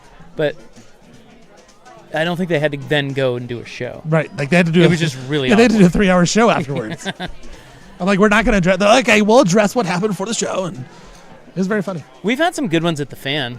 I mean, look, we can talk about these things now. Like, well, maybe we can't. Yeah, I probably can't. Yeah. But there's some personalities that clashed over the years. I got yelled at once here at the Fan. But on the air? No, off the air. I can't talk about it, though. By whom? I can't say. Yelled at, huh? Yelled at when I first started. Well, look, a lot of big egos around here. You gotta have a little bit of ego. You do. You love big personalities. You know, stuff's gonna happen. Sorry, thank you. Stuff's gonna happen. We got too real. My bad. We got too real. Yeah, we're talking real talk. All right, let's goof off. Cussing. Jeez. Yeah. Oh, hot mic. Yeah. So we had a couple shows that just did not get along. See, that's the stuff that it would be like you don't want to have it recorded, but if you ever did like a tell-all, that'd be just the stuff that people would eat love it up. There's some really good stories. Right. But, you know, it's also kind of because it's usually over just dumb stuff, but it's just like maybe you had a bad day, and then just like the crazy part is like you guys talk to each other for 4 hours a day, every day, and then 5 days a week. Yeah. You guys are around each other all the time. Yeah. I know him. I told him at his wedding, I said, I know there's only one person that knows him as well as his new bride. That's you. And that's me. And he's like, you know what? Unfortunately. That's true. I do. Yeah. Good old radio. You gotta love it. You gotta love it. All right. Well, I have no content for this segment. So I don't know what just happened there. Yeah. We threw it off because we got real talk there. Yeah, fights. Radio fights. I also imagine it happened a lot more back in the day. I think that's right. Before 9/11. I don't know if yeah. I don't know if Dirt and Sprague have ever gotten into a big fight. Have they ever talked about getting into a big fight? I don't know. One another? I don't think so. They seem like real good pals. They do. Yeah. Like they talk to each other off the air, it seems like. Yeah. That's what they say. They say like even after the show. They hang out? Yeah, like after the show they'll hang out like out there in the bullpen. They just hang out and talk. Why? Talk sports. Talk sport? Like do another show? Yeah, like they do because they just enjoy each other. That's what I've heard. Wow. That's great. I like everybody here. Yeah. That's what I've learned. Power rank. Fan my favorite people. Yeah. At the Fan. All right, one. No. I can't power rank. Yeah. I love everybody. We're all great. We're like your children. You love us all equally. That's right. I don't play favorites. Never would. I tell you what, I do. I know you do. That's what I heard when I got here. Yeah. I got my favorites. Man. Well, big gulps, huh? All right. Yeah. All right. Tomorrow's show is going to be great. We're going to talk about Dan Lanning and Lincoln Riley fighting. Ooh, more fight talk. Yeah, I need to do more homework on that. Yeah, I need to look that up. That caught me really off guard. That clip was unbelievable. It was. I mean, that's radio gold. It really is. And Brandon said, he's like, oh, I had that like a couple weeks ago, and I just never played it. Yeah, I was getting ready for a Fire game on 910, and they were, I think it was Amber and Ian was on, and they were playing the Lincoln Riley interview, and then I heard that in the last bit. I was like, oh, I'm going to clip this just in case. And man, apparently no one else really heard shows, what am I doing around here? What do I do? What do I do? Yeah, what are you doing? I didn't. Brandon caught this, not you. And then he throws it into a Mods PDX. That's my highlight. Out of the blue. It's the highlight of my day. So it was Lincoln Riley saying, they asked him, what Big Ten Ten coach is most likely to steal his drink at a bar? And he said Dan Lanning.